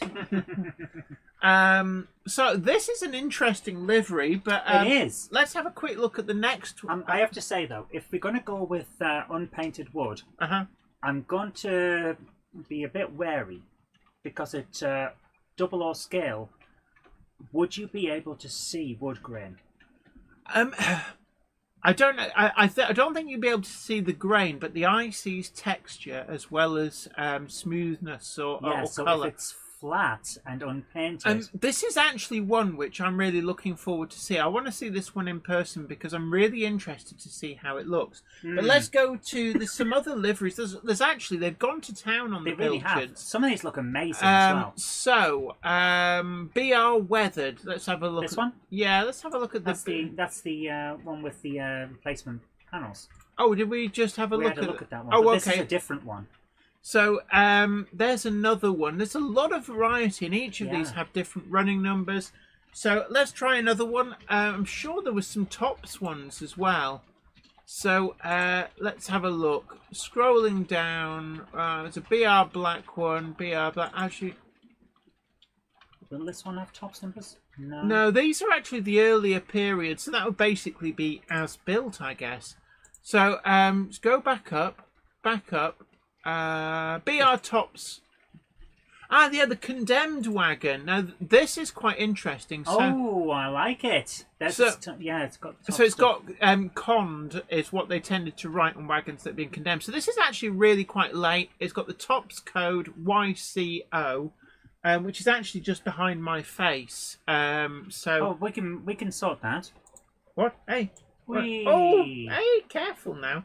So you can see there at the bottom, and it's got overhead warning flashes. This would be a great wagon, heavily weathered, abandoned in a siding. And actually, they're a great price. The thing about the pricing structure on Oxford Rail is that you can just, on a whim, buy one of these wagons and tuck it away in the end of a siding. Yeah. Almost as a scenic feature. Let's have one more. BR Tops Weathered. Tops weathered. So they're all coded YCO. And this is actually one of the reasons that they probably got withdrawn. Not so much that they were life expired, but that they were unbraked and not even piped. The other companies had telegraph codes too, but they're forgotten now. Yeah, Raymond Legs, you naughty boy. You know that someone did graffiti that at some point. Yeah, I'm sure they did. Ben Davis says, "Hi Jennifer, really like the Oxford Rail Pilchard wagon, BR unpainted wood." I'm really looking forward to that actually. Griffey says, "Yes, but why were the code names after fish? Used to be loads parked up at Saltley Tilsley sidings." I think it was just a case of somebody probably decided there's lots of different sea creatures, and it just it made them all stand out. Yeah. With a lot of these, you probably just got a manager who liked fish, and just decided to pick that as a convention. It sometimes things just happen, not by design, but just by osmosis. Right. Anyway, next thing we've got some livery renders of the Fordson Tractor Rail Shunter. So if you bring up one of these, go for a blue one. These are actually the Diecast range, but perfect for small layouts. And these would have been used at locations where they couldn't justify their own shunter, but they still nonetheless needed to move wagons around. So based upon a Fordson farm tractor, these had the big plates at either end that you could couple up to wagons, would make contact with the buffers. So these will be a great scenic feature, and I can well believe that there'll be room for one of these on pretty much every layout. Oh, undoubtedly. Either as a cameo with a wagon on a siding, or even just parked up. So let's go and let's have a look at some of the other liveries of these, because I really do like the look of these. $11.95, so you'd be under a tenner, I reckon, in the shop. So there we are, Muirhill Shunter. It's pocket money, impulse purchase type of Yeah, pricing. pocket money prices. These do look really good. Interesting thing, I'm looking at the tyres. The tyres got weird shapes in to accommodate. They have. So again, really interested to see how these turn up. Let's move on now to some of the other things that were announced by Oxford Rail. And the best thing about these is the price point. So next up, one of those wagons with an SR on. So you've got a full row of 3. So this is the Oxford Rail Great Eastern Railway Banana Van Patched SR. Now, as I said at the beginning, the history behind these was that originally built by the Great Eastern Railway for the banana traffic. What happened by LNER days, I think about 1936, something like that, the You've banana... got to keep minions away from these. Yeah. Banana! So, bananas had previously been landed en masse. Hull had been a big importing port for banana traffic. And in about 1936, this switched for a few years to Southampton. I'm not entirely sure why. I'm sure somebody knows in the chat. But essentially, this traffic shifted to the Southern Railway, which suddenly found itself without enough banana wagons, and the LNER had too many because this traffic had moved. So they did a deal whereby the Southern Railway borrowed a whole load of banana wagons, and these were the former Great Eastern Railway ones. So they were patch repainted. So where you see the S and the R, they basically painted over the N and the E, and they put the S and the R. But you can see in the bottom right corner, just underneath the number, there's a very small NE, just to denote the fact that these actually still belonged to the LNER. So this is a variant on a previously released wagon. I'm very interested in that history, actually, because all the bananas that I used to get had Fife stickers on them. Yeah, but there was Dole, Fifes, Geest, and there was quite a few different companies that dealt with bananas. Right, anyway, come on, let's go back to the thing. But they haven't neglected some of the other things. 1995, so you're probably going to get this for 16 quid, something like that. That's not bad at all. So we've also got the LNER post-1937 livery. Pre-37 as well. Post-1937, That's post. Yeah, that row, the row above that. Yeah, I'm saying there's also the pre. Yeah, so we got the... let's go for one of the ones without the NE on. So let's have a look at these. I'm just very interested. Banana. Oh, this is BR. Oh, so this is BR. Yeah. So this is... BR Brown. Yeah. Some really nice liveries. Now, I do have a couple of these. They did put it out in Northeastern Railway livery when they first came out. We haven't had a rerun of these until now. So what I like about this, if you look at the chassis, we've got all the brake loops and everything. There's a lot going on that chassis. So again, another wagon I'm really looking forward to. And one of the things that I want to do this year, we've actually sort of preliminarily sorted something out, we've just not hammered the date down, is that we are planning to go down and actually visit Oxford Rail down in Swansea. It's a good excuse for me. Because you're just going to go back and see family. I don't really have any family left there that we're in touch with. But not a huge amount. On my mother's side of the family, they're all from the Swansea Valley. Places like Glanreed, Ustragunlice, Gurnos, places like that, Morriston. So that whole area I know quite well from my childhood. So it'd be a great opportunity to go. Also perhaps call in at War World Scenic. So we're going to make a good old trip. I want to get to the Daniel Ogoff Caves as well, up past Madame Patty's old place, which apparently now is a hotel. It originally had its own GWR railway station. The station's been with it's Craganos. My brain was like going, you've got a name for this. You can't just say Madame Patty's place. She was an opera singer in the 19th century, very famous. And she had her own station? Yes. Wow. And now that's power. That really is power. But the station's been restored, but there's no tracks there. But if you actually go there, and you can actually find it on Google Street View, the Street View car has made it as far as where the level crossing was, and it's quarry access. But it's visible on Google Street View. There are still rails in the crossing. Right, hey, hold on, you've gone up. Are you supposed to go down? I've gone right up to the top because right. So there we are. So it's a fairly conservative announcement, but which you would expect. They're getting back on their feet after a little bit of a hiatus. So no. What? Yeah, but we could be here forever Oxford going Diecast. through these, and I We're want to not going through them all. there's just a few that I want to have a look at. There's a lot of HO ones. Can I just say, for US modelers, there's some really great things like the Buick Electra and such like. But you've got your eye. These are what I'm looking at. The Mosquito, the Spitfire, the Mustang, and the Curtis. If you like your old World War II era and slightly after, perfect size to hang above your layout. that's exactly why I wanted to point them out. Or if you 1 want, to 72 scale, so they're not too bad. I don't know whether they'll have posable landing gear. It doesn't. Probably not. It doesn't say anything. But oh look at the duck! Yeah. Look at the duck! Is that Donald Duck? It is, and he's got flying helmet and goggles on. And look how many hits this guy's got. Oh, that's kills, confirmed kills. Yeah, 1, 2, 3. that's a 4, guy 5, 6, who's 7. That's an ace. Yeah, I don't know how many confirmed kills you have to be regarded as an ace. Pretty fighter. sure it's that.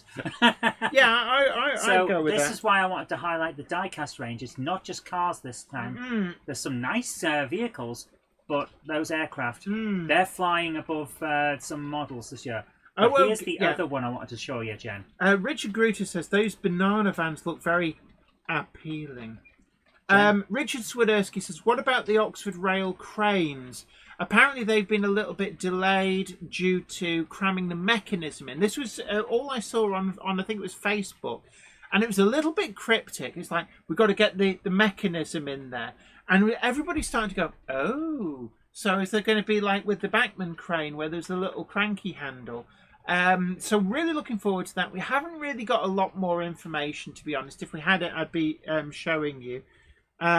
So this is why I wanted to bring this one up. The chat 5 kills for an ace. 5 kills for an ace. But Gurphy's actually already pointed out exactly why I was bringing this one up. Ecto 1. Yeah. How many people are going to buy that? Because it's a fairly cheap price.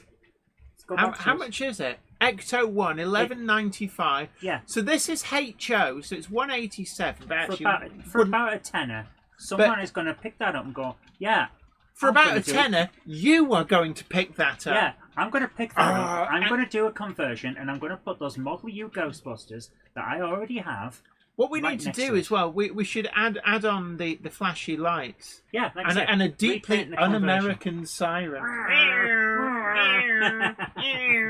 So I think this is going to be quite popular. Have they actually done a DeLorean in 00 or HO scale? I haven't seen. Think they There's have. a lot of American ones there. So we've got the Chrysler 300G convertible. There's the Buick Electra. I knew they were doing a Buick Electra.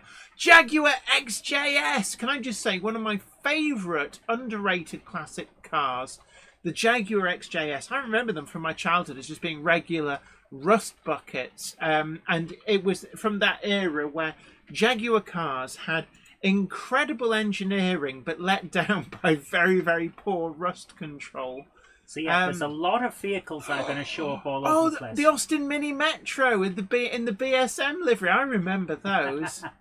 Yeah, so there's a lot going on. Oh, what's that? Is that Austin K2 ambulance? That actually. Yeah. A lot of those got sold on cheap at the end of the Second World War, so repainted. There's a lot of options for those. So there's a lot going on. I think there's going to be a lot of people. Is that what Mark II Transit? I remember the Mark II Transits really quite well. Very bulbous, indeed. Ooh. But right, Xantep says, is there a DeLorean? We are looking, but the Bond Bug in white for a tenner. That's not bad at all.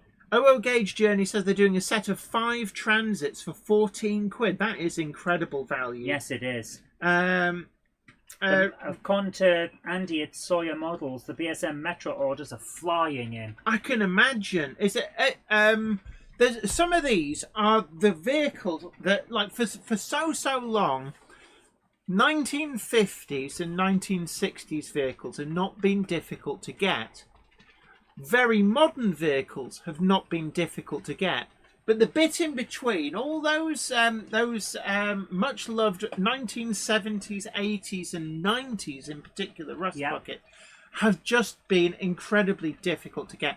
One of the things actually that I really want to talk to Oxford Rail about is a Volvo 850 Saloon. and I'm going to suggest that they may use my number plate on the model. I saw this the other day. J3NNY. Can I just say, I saw this the other day. Somebody was looking up the number plates on our Oxford Rail models. I went, holy crap, it's still MOT'd and taxed. It's a real number plate for that type of car. And they even had the colour right. So when you look at it, and it's like the number plates aren't made up. They are real. They're probably off photographs or something. But it's interesting that some of the Oxford Diecast vehicles still exist. Yeah. Okay.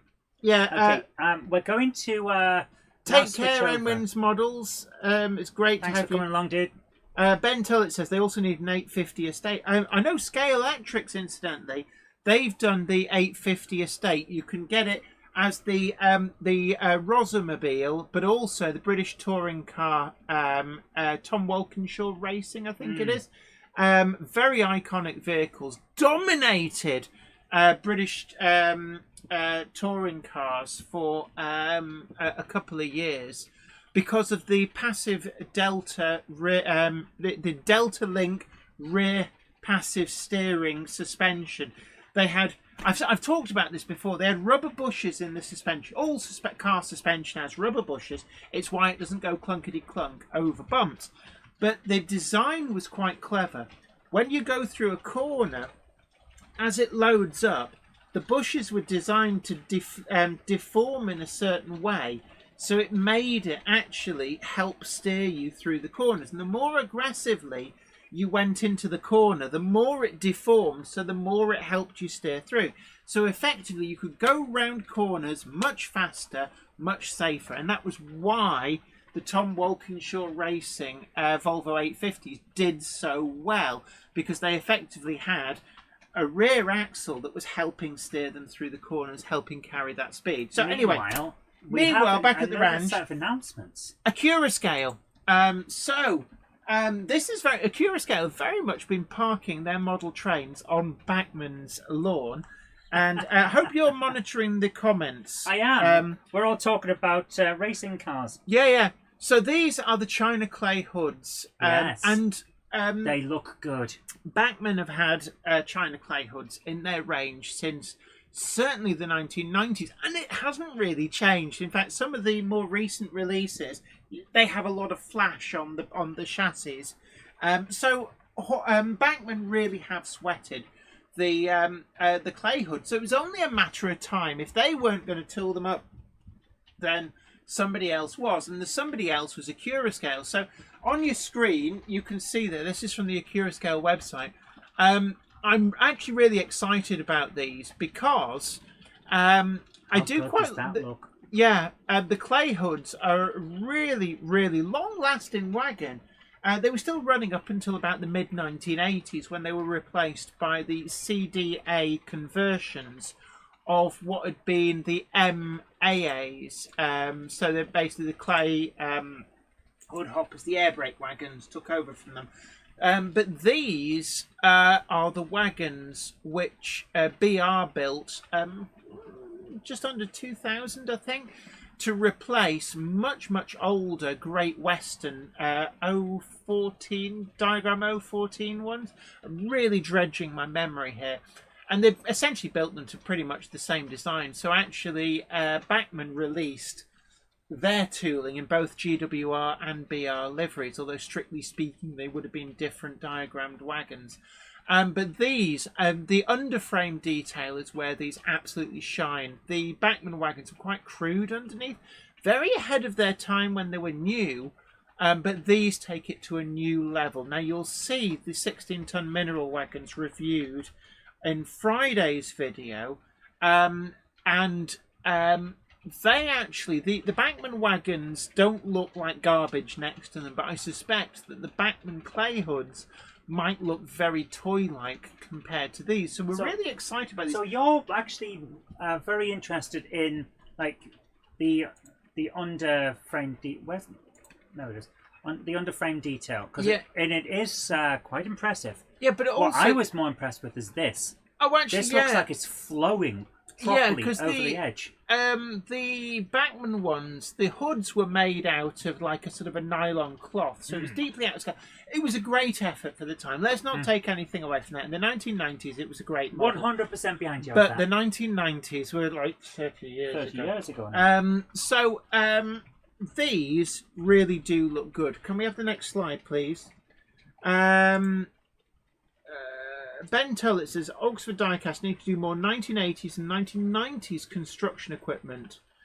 Seen many 1980s layouts with modern Volvo. Yeah, I know what you mean. It's like there's kind of this point in the 90s where things really changed how they looked. And I know what you mean. And I can remember growing up, there'd be a lot of like 60s and 70s construction equipment getting sweated, and then suddenly in the 1990s, it's like everything changed. Yes. You start JCBs are always the design that keeps on giving. The older JCBs, you still see a lot of those still about. Now we've got another close up on this. There's a whole range of different liveries. You can see you've got fact pipes as well on these, really nicely done. These are all tops coded. Now originally, a number of them were built as unfitted, but they then went through works and got brakes retrofitted. So I think latterly the entire fleet was vacuum fitted by the time tops came in, so early 1970s, if not before. I suspect that the unfitted wagons were converted in the 60s. Originally coded UCV, the BR tops codes, originally uncovered wagons, they had two categories. So you had O for open and U for uncovered. The only wagon I can think of that used the U code, actually no, I can think of two. The sand tipplers were USV and USO, but the clay hoods were UCV. And then in, I think about 81, 82, they all got recoded en masse to OOV, and BR basically got rid of the U codes. I did talk about this. I did a couple of videos on Tops wagon codes, what they actually mean. So if you want more, then do check that out. Now, are you keeping an eye on the comments? I am. Oh. And yeah, everyone seems quite taken with what's going on here. Because the tarp is interesting. The multi-coloured and patterned sides, people are loving that. Yeah. I absolutely fully agree with them as well. They're damn good. B. Mozza says, going back to Craganos, I always knew it as Craganos Castle, but it's typed Craganos Hall was used as a World War I hospital. I can well believe it. So you might have actually had ambulance trains using the station, so it wasn't like of course, it wasn't like nobody else used it. But one of the things that Accurascale have done is they've actually modelled the wagon rail. Now the Bachmann ones, they had like a little plastic insert that held the tilter, and they could be really annoying. They would fall out and all sorts. But these have a much finer canvas tilt and also the wagon rail, so you can run them empty. Now the reason that they had the canvas tilts is because if they were carrying China clay, you needed to avoid that getting wet. Not good if it got wet, difficult to handle, made a mess, couldn't be used in the pottery processes. So what you will find as well on these wagons, there's two types of clay traffic in the main that these were used for. Either China clay traffic or ball clay. And ball clay is loaded wet, so it's like big gloopy balls of clay. And you'll find that the wagons were normally stenciled to work with either one traffic flow or the other. Because what you don't want is to have a wagon that's been loaded with ball clay, all wet and gloopy, splodgy, and then try and load it with a commodity that needs to be kept dry. So they tended to be kept in their traffic flows. Now, if you're wondering about where these wagons went, one of the major traffic flows for these was actually up to Stoke-on-Trent for the potteries. So you could actually see, certainly latterly, the Class 52 Westerns all the way up to Stoke-on-Trent at the head of a long train of these to feed the Stoke China clay places like Wedgwood, I guess. Oh, wow. Ravenheart is going back a long way here. Gone are the days when we created a scratch-built canvas from an old pair of tights painted up and stretched over the wagon. Yeah, whatever works for you, man. Right, is that everything from this announcement? Yeah, so we can really impressed with these. And if New Junction is watching, I know that there are a few people from Accurascale watching, but if you are, I'm really looking forward to these more so than the 16-ton mineral wagons. And I was really won over by those. I think they're certainly wagons. It's well worth watching the video to see them up close. But these, they look in a next level. If you took the couplings off those pictures, you could have convinced me that they were O gauge. They're that kind of level of detail. Yes. So really, really looking forward. Right. There we are. New Junction. I knew he was around. He says they look nice. Yes. Yeah. And he would say that because he works for Accurascale. But actually, no. No, they actually do look true. nice. They do. I'm really looking forward to the China clay wagons. I think the Bachmann wagon has been long overdue, to the point where actually I think I need to box up all of my Bachmann China clay hoods and get them sold before the bottom falls out of the market. Jenny. Yeah. Nick at Bletchton High Level says, "Ooh, tights indeed. Could be stockings. Ooh, yeah. Rock on, Tommy. Ding ding." Are you finished? Yeah. Warbler Production says, I need to get a rake of 16-ton wagons. They were found everywhere, and the Accurascale ones do look fantastic. They really do. And actually, some of the ones that Accurascale are doing are ones which were never seen from Bachmann. So like the ICI Monton ones with the canvas tilts. Actually, tops coded as poo. P-O-O. I bet someone had a joke about that every now and again. Well, P for private owner. O was the specific type of wagon. They just got an O. And they were unfitted, so they got an O for being unfitted. But they're poo wagons. David Baker says, TMC are doing the Oxford Rail Ecto 1 style ambulance for 10.36. Boo! I think we need to order one. I'll paint up my Ghostbusters and they're going to go next to it. Big hello to J94. Oh yeah, you've got Ghostbusters and you've got some decals for the Ghostbusters thing. Who sent you those? Can you remember? Off the top of my head, no, but I do have to paint that up because it's a Gronk. It's a Gronkbusters Gronk. Yeah, but if you've got any of the logos left over, that is so becoming Ecto 1. I need to see it with the Ghostbusters. Yeah. Yes. Warbler Production says, I would want them in NCB livery to run behind my NCB livery logos. Well, Accurascale have got you covered there because they've got the Onswin Opencast site ones. I know Bachmann actually did at least 2, possibly 3 sets in NCB livery. So there's a lot out there. And as I say in the video, the Accurascale ones are noticeably better, but they don't make the Bachmann ones look out of place. But with the clay hoods, I suspect that the Bachmann ones will start to look a bit toy-like by comparison to, the Accurascale ones. So I'm really looking forward to those. Yes, Ben Tullett, don't forget to add the siren, the un-American siren. Hello, Dr. Deborah Catherine Stevenson-Jones. Great to see you. And Name a Gamer YT. Great to see you. I think Name a Gamer said they've got a migraine at the moment, so you have my deep sympathies. Sorry to hear that, man. RG Models 86 says, will Accurascale be doing Port of Par China clay wagons? I don't know. Ask them. Don't forget to check out the Monday Club Facebook Railway group and do like and share and subscribe to this video. It's free to do as always.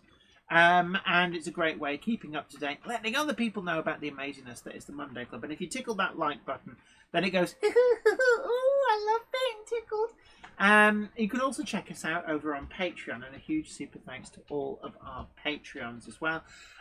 Also, the Monday Club wagons are still available. We've got a little video actually coming out this week on those, just as an extra special, because I realised I haven't really shown you them properly up close and personal. So I've rectified that for both the Myneth Tatus Quarries Rec Tank, which the answer is Dapol, for both of these. And then there's the O-Gauge Monday Club Coal Society. Now, At the Doncaster show, we will be there on the Saturday live streaming from TMC. On the Sunday, we're free agents, so we'll be wandering around. But the Monday Club wagons will be available to buy at TMC, and hopefully there'll be some at DCCconcepts and at Sawyer Models as well. And that's when we're going to be launching our LMS Crimson Lake. It's like a maroon colour. It really is nice.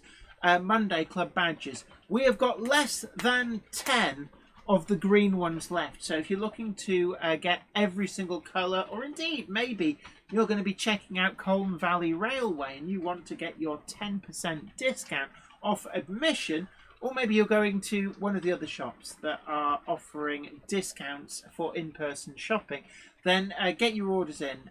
It's first come, first served. We're not going to be repeating the green badge or indeed the blue badge. So the blue badges, I think, I've got a feeling that... Actually, no, the blue badges are completely gone. I had thought the West Hill Wagon Works might have had some, but actually they had some green ones. So, yeah. Malco Blue says China clay was used in the foundry at Horwich Works in wagons from Cornwall. All right.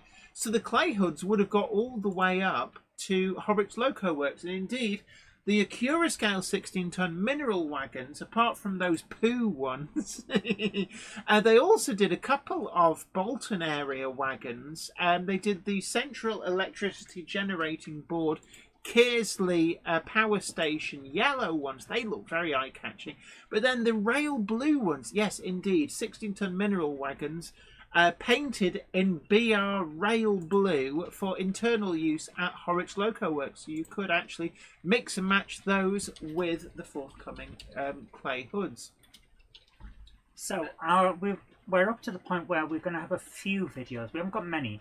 But I'd like to point out why we had that. I can't believe how quickly this has gone. I mean, tonight, can I just say, from my point of view, 5 minutes ago we were starting. Yeah, but that's what happens when you talk to Richard.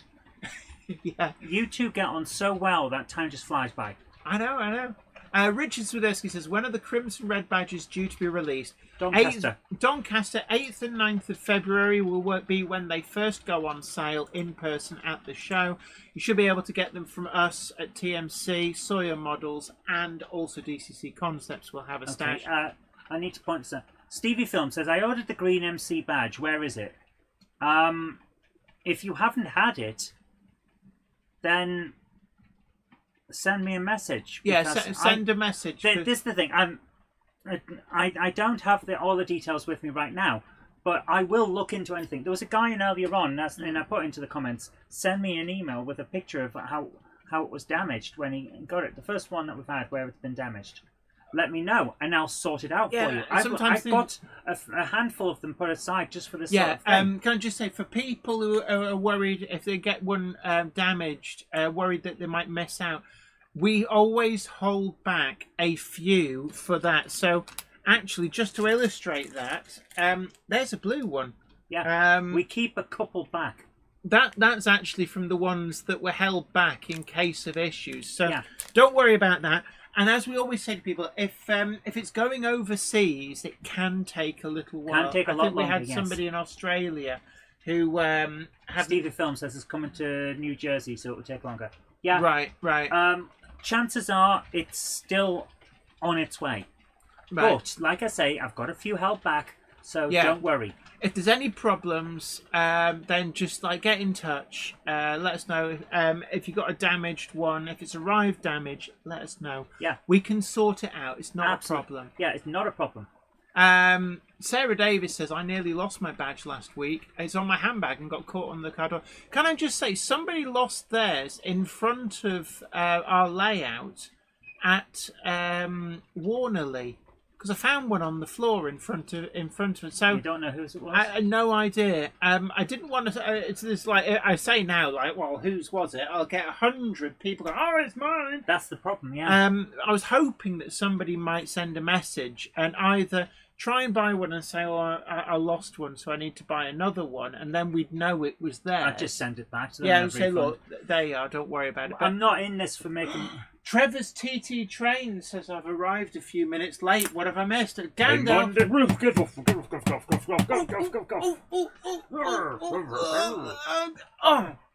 Let me know. Monday clubber is never late, Toto Wagons. Nor are they early. They arrive precisely when they mean to. Thanks, Gandalf. Thanks, Gandalf. Oh, Sarah Davis says, my first one escaped the Jiffy bag, big hole. Yeah, So I we- don't think it escaped. I think someone nicked it. Oh, so basically an empty Jiffy An bag. empty bag arrived, yes. But there, don't so worry. I sellotaped the next one. Yeah. So, like, don't worry. All Yeah. sorts. So Like I say, there we are. I keep stuff back. We do sort things Yeah. out. And it's like I say, I'm not in this to make money. If I wanted to make money, I'd have gone into something that used my degree. Yeah. Or I'd have gone into banking. I'm not here for that. I'm here for the community, man. So yeah, we keep some back and we'll deal with it. Don't worry. Just send me the Absolutely. information. So we are a little behind on the videos because I'm looking at one Because here. Muggins here can't shut up. No, I'm looking at one here from Richard Podolsky who says, "Hi Jenny and Zoe, hope you're both well. Here's a video of making tracks for Christmas." When did he say? 16th of December 2024. So Richard, sorry about that. OO Gauge Journey says, do you know if Sawyer Models have any badges there as I'm up there soon? I think he has a believe he couple. does have some. So Andy Fryer's Junction in the chat is Sawyer Models. So, excuse me, yes, I think he should have some. But give Andy Sawyer Models a poke.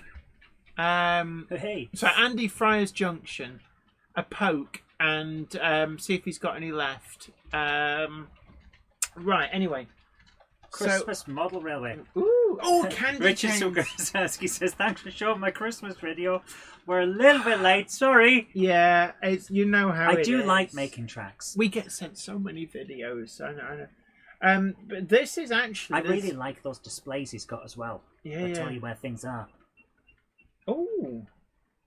Did you not see it? Oh, of course you didn't. You had hardly any time to get away from the thing last time. I didn't get out and about. Yeah, he's got the little shapes with the that spell out the station. Yeah, it's yeah. really nicely done.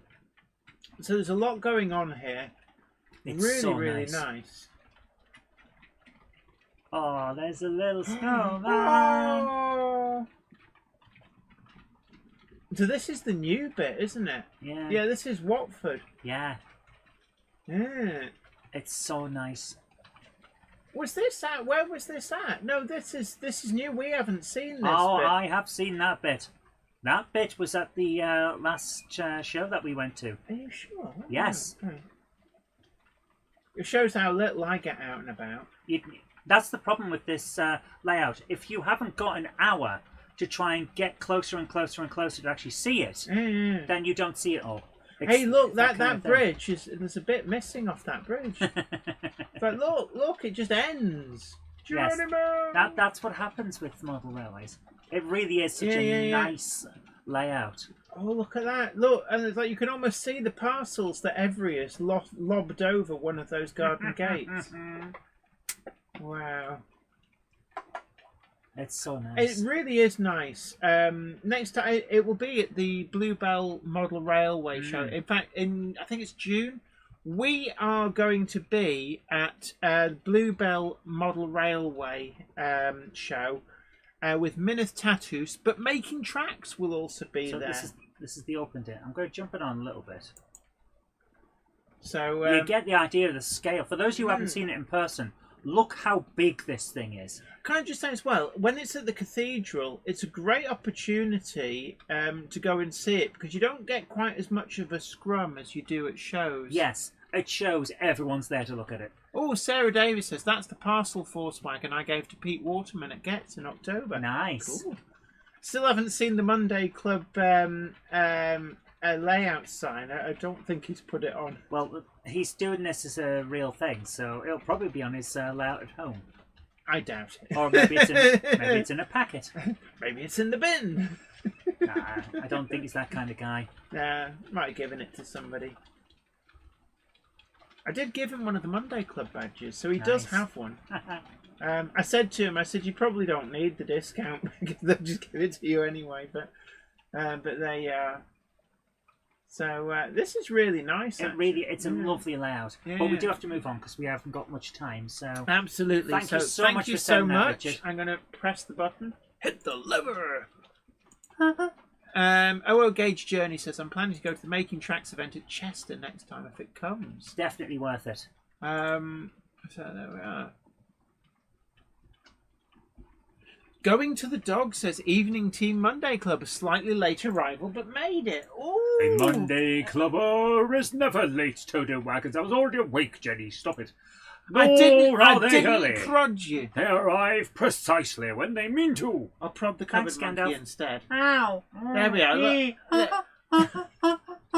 As long as you don't have Coke spurting out your pocket. Now, those people who've joined late will have missed the great Coke spurting episode where Zoe managed to explode Coke out of her pocket like some kind of, like, hello, I'm the Candy Man, Coke for everybody, and I still haven't seen the walls downstairs. I dread to think how cokey it's going to be down there. Is there stains on the wall?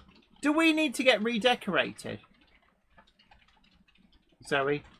I can neither confirm nor deny. Seriously, has it stained? Oh, thank God for that. I spent time mopping it up. So Good, what we've got good. here is a message from RG Models 86 who says he's enclosed a link to a video he made showing how to make snow-covered fir trees. So this will be interesting. So Ravenheart also reminds us, gronk it up, gronk it up, gronk it up. Hashtag not a cult for legal and tax purposes. The Crocodile Cult is not a cult for legal and tax purposes. Your mileage may vary. Consult your doctor. PN Motorsport Train says, Coke-splosion! And James Pett says, we need wall photographs on the Monday Club Facebook. She cleaned it up. There's Soft Flake Snow. Can I just say, the Woodland Scenic Soft Flake Snow is a great product. It's one of my favourites. The reason for this is because it doesn't deteriorate. Some of the snow products go like yellowy over time. The Soft Flake Snow doesn't. I'm interested that Rust-Oleum Glitter Subtle Shine. Yeah. That I think is where the magic happens, because that's like for like an icy snow. Oh, like on an icy winter's night. I can see where this is going. I like where this is going. Oh, so that's interesting. So there's a little bit of trimming, the little sticky out bits. That's fine. And that can be quite important because otherwise your trees can look a bit straggly. So these ones, I always call them bog brush trees. They're kind of a wire-based thing. So it's a little bit. So this is flex paste. I think I've got. I can see why he's doing this as well. So this is the glue. Effectively, rather than spraying it, he's making sure it's on the parts that he wants. Because what you've got to remember is that when snow falls, it doesn't go all the way into the tree. Not unless there's been like a blizzard or something. I actually sprinkle by hand because otherwise you're going to have to put all of that. Well, back. He's got it going into a Tupperware. I actually sprinkle it by hand, but I suppose once you've done that once, you've got a stash of stuff to sprinkle by hand. So there we've got the dusting of snow. That works really well. So it's putting it in a foam block to dry, but the thing with the soft flake snow is that it will stay white. And it looks great. Yeah. That is so good already. So I'm assuming he's talking about different methods at this point. Oh, look! Oh, with the ice skaters. Oh, that works really well done. So where did the I don't know. When you, I think he's mixed it in. Yeah, I'm wondering if they put a little bit in with the soft flake snow. But look at that! Doesn't that winter is really great fun for making layouts. I do like the Christmas tree. Oh, look, I can see it, Glington. Yeah. Oh, yes. That is so good. That works really well. Oh, it's Santa! Santa! Hello. Hello. How are you doing? Tell Gandalf to get back to work. That is so well done. Yeah. Thank you so much for sending that in, RG86. That That's glitter. great. I might be.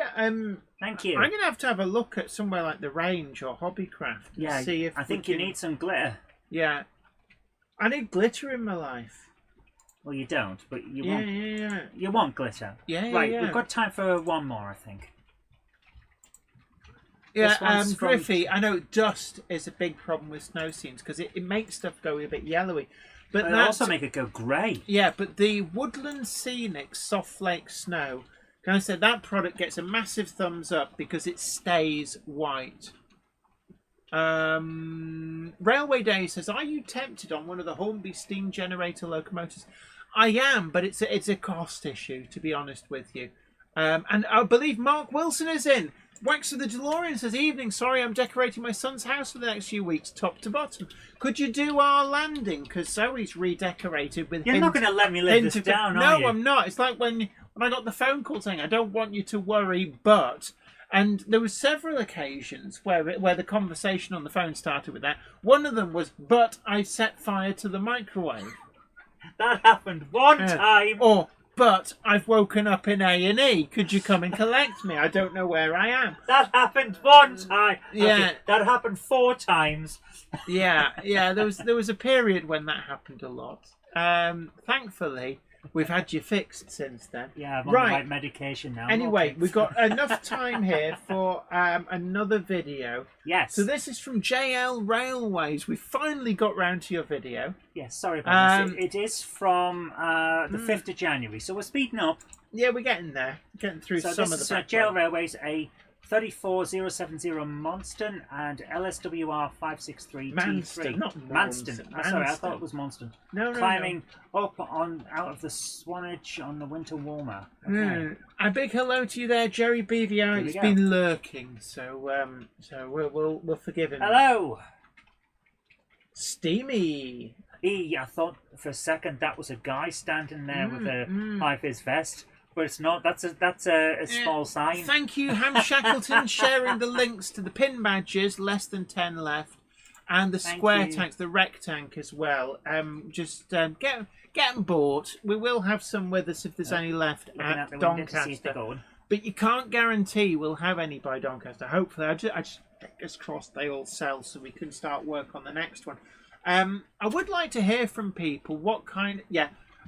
Richard Grooters, will you behave yourself? We expect that from Zoe, but It does look like. I'm sorry, Jen, but I genuinely thought that was a guy in a high-vis vest when it first turned up. yes. Nigel Cole says you burn 4 microwaves and they never let you forget. About one microwave, I ended up in A&E 4 times. Yeah. You cause an entire country to sink into the ocean and they never let you live it down. So It's been 2,000 years. Let it go.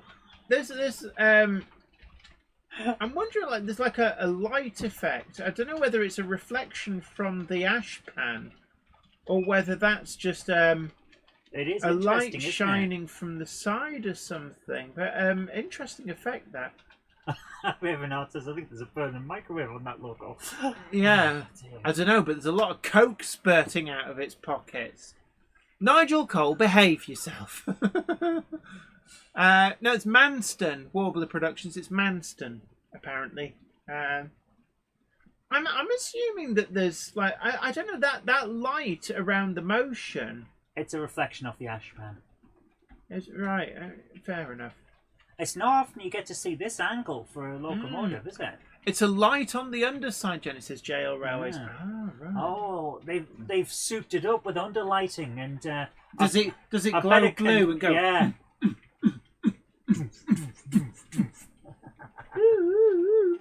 Toot toot. A blue underside glow, and it probably has a button to make it go up and down. It's a bouncing train. Bling bling. There is one good thing, that your hosing stuff down with coke has meant that your TARDIS finally got a clean.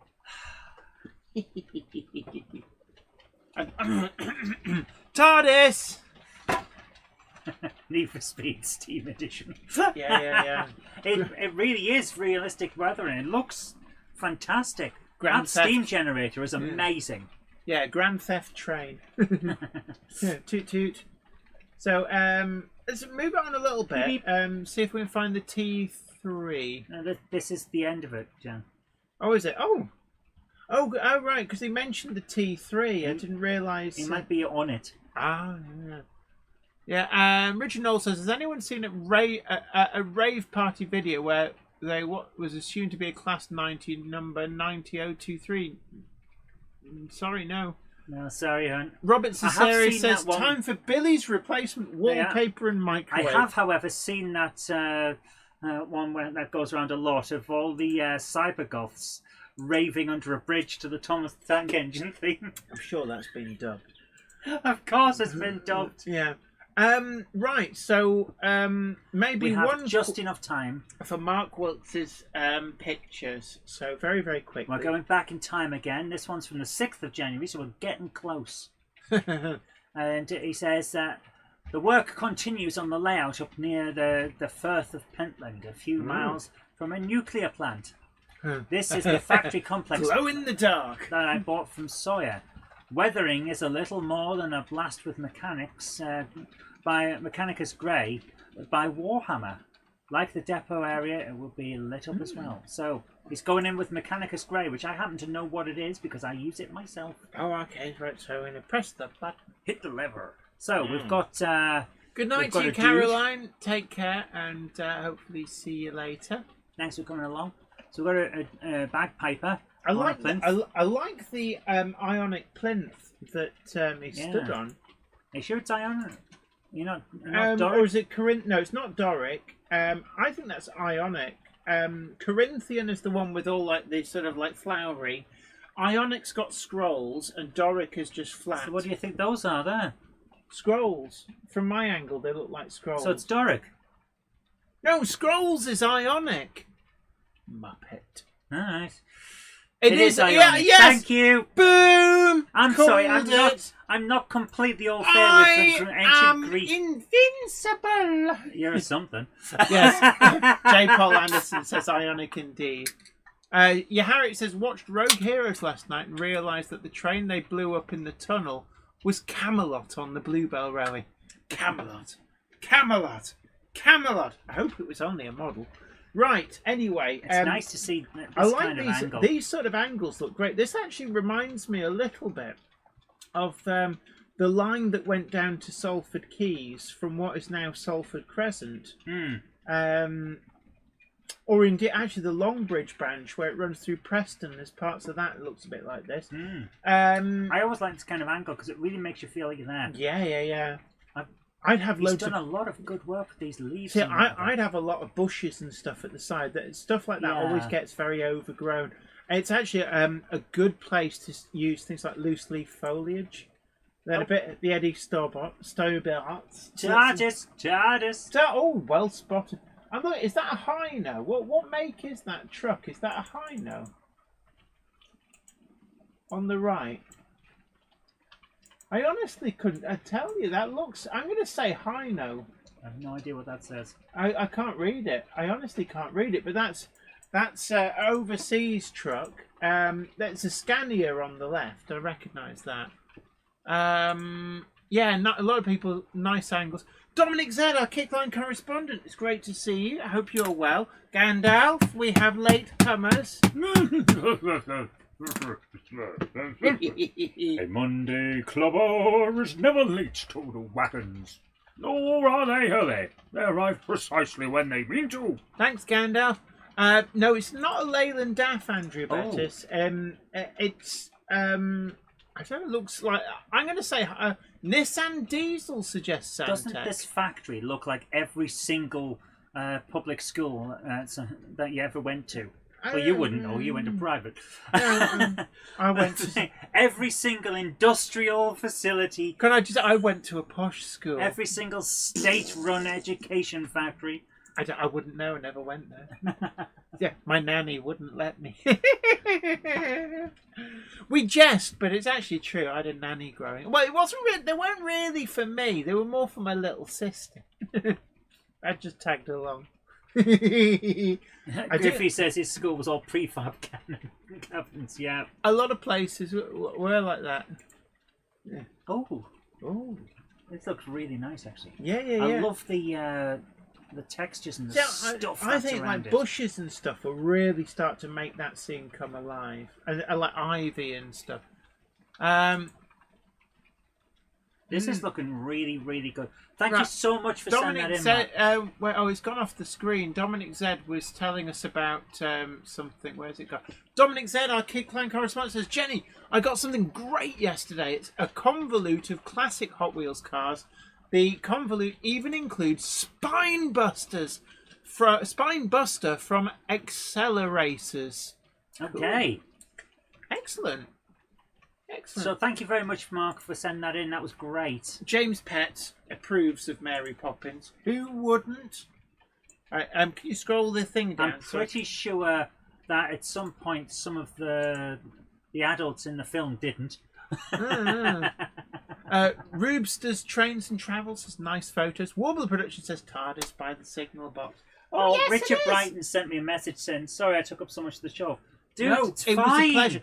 See, the thing is, when we're on chatting for like 3/4 of an hour, and it just seems like it goes like that, then it means actually we had a lot. We did really good. Anthony says, Jenny, tried to tell you earlier you had your youngest Monday Clubbers at 3 days old.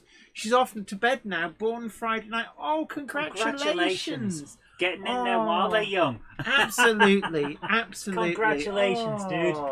Excellent. And Dominic said, our Kickline correspondent, says, Flyman, there are quite a few. The Spine Buster. I love that name, Spine Buster. Sounds like a wrestler. Should be in the WWE. The Spine Buster. Yeah. And the Undertaker goes down. The Spine Buster executes his trademark spine-busting move. Anthony says she's been listening in. Right, anyway, good night to you all. Don't forget to hit that like button if you haven't already. And subscribe to the channel. And check on out last few Monday Club badges, and if anybody's had a damaged one, get in touch. Yeah. Because don't worry, we hold a few back. When we say there's less than 10, there are more, and therefore just in case. And then what tends to happen then is once we're happy that all of the warranty stuff is covered, they become the special ones that we give to guests when they come on the show in person. Yep. Don't forget as well to check out the Monday Club wagons. If you haven't already got one, do get yourself one because they never get repeated. We've gone for Daypol as the answer. We've got O gauge, we've got double O gauge. And we haven't really thought about the next one. I know a lot of people have asked for vans, so what I might do is actually investigate what it would cost to go for a van commission. Might talk to Oxford Rail. If they're already doing a production run of that Great Eastern Railway van, I do wonder whether tagging on the end of something like that might be a good idea, although it's a little bit too close. We'll see. I think we need a good 6 to 8 months between them. Yeah, we need it basically in time for Christmas 2025. I think is what we should aim for. But we're going to have a little think. A few people have suggested a brake van.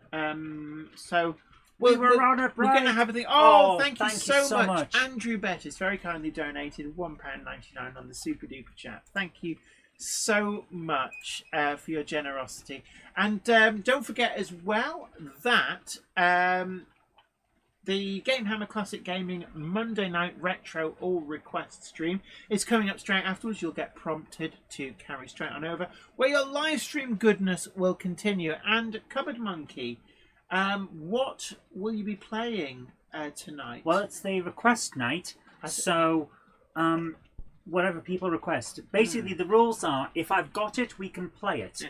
King Fox Junction asks, how do I get a Monday Club wagon? They're at TMC, the Model Centre. Yeah, if you the links have been posted from time to time, but if you go to TMC's website, the Model Centre, themodelcentre.com, it's on screen at the moment in the top left. And if you just in the search bar, if all you type is Jenny Kirk, that's all you need to type.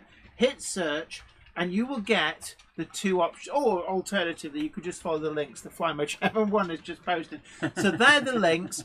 Myneth Tattoo Quarry's Tank Wagon is the double O gauge one, and there is also an O gauge one. There is an O gauge for the Monday Club Coal Society. Ben Tullett says Zoe played clean up cola off the walls. And Ravenheart says, I request Star Fox on N64. Do you have that? Yes, I have, and Star Fox on N64. Okay, so... It's one of my favourites on N64. So does that mean that Monday Night Live is going to start off with Star Fox on N64? Because I've still got a couple of requests from last week. So we're starting off with Star Wars Bounty Hunter, which will get me a copyright match immediately.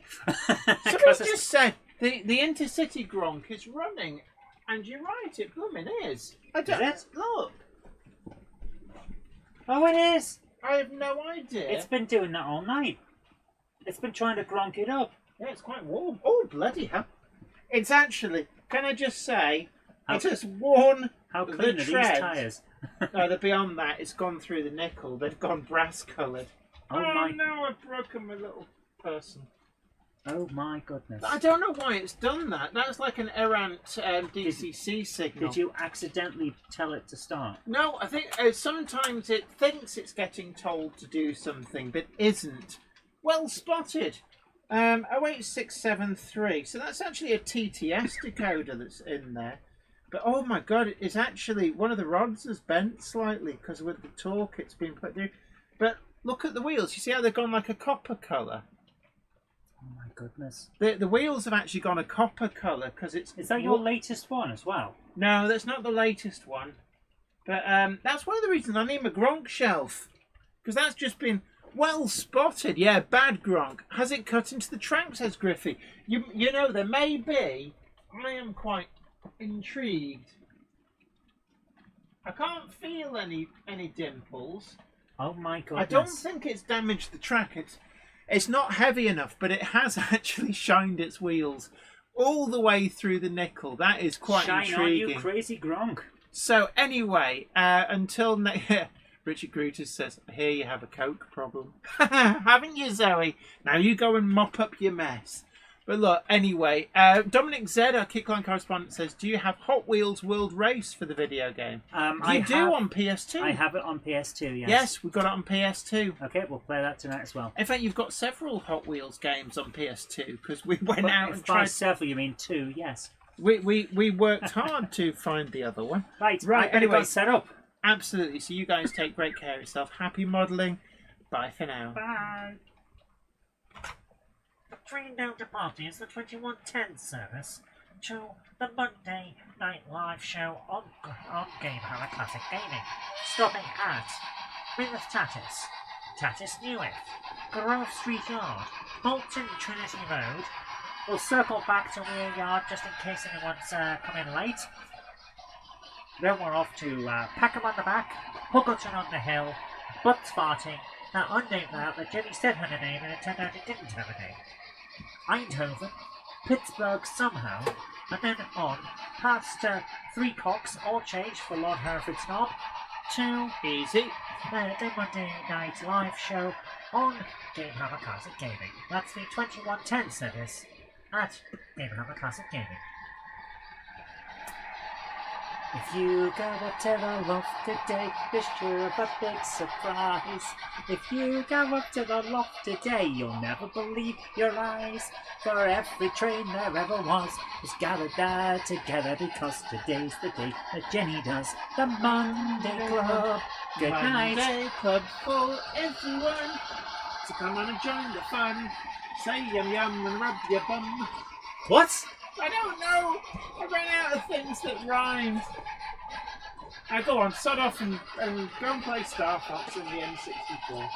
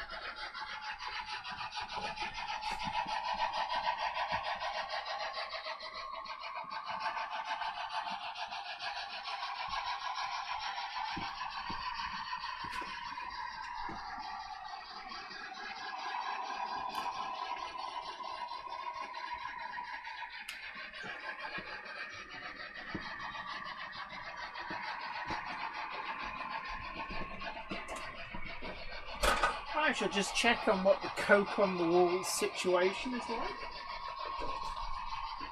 Kelly, are you live yet? Can't hear me.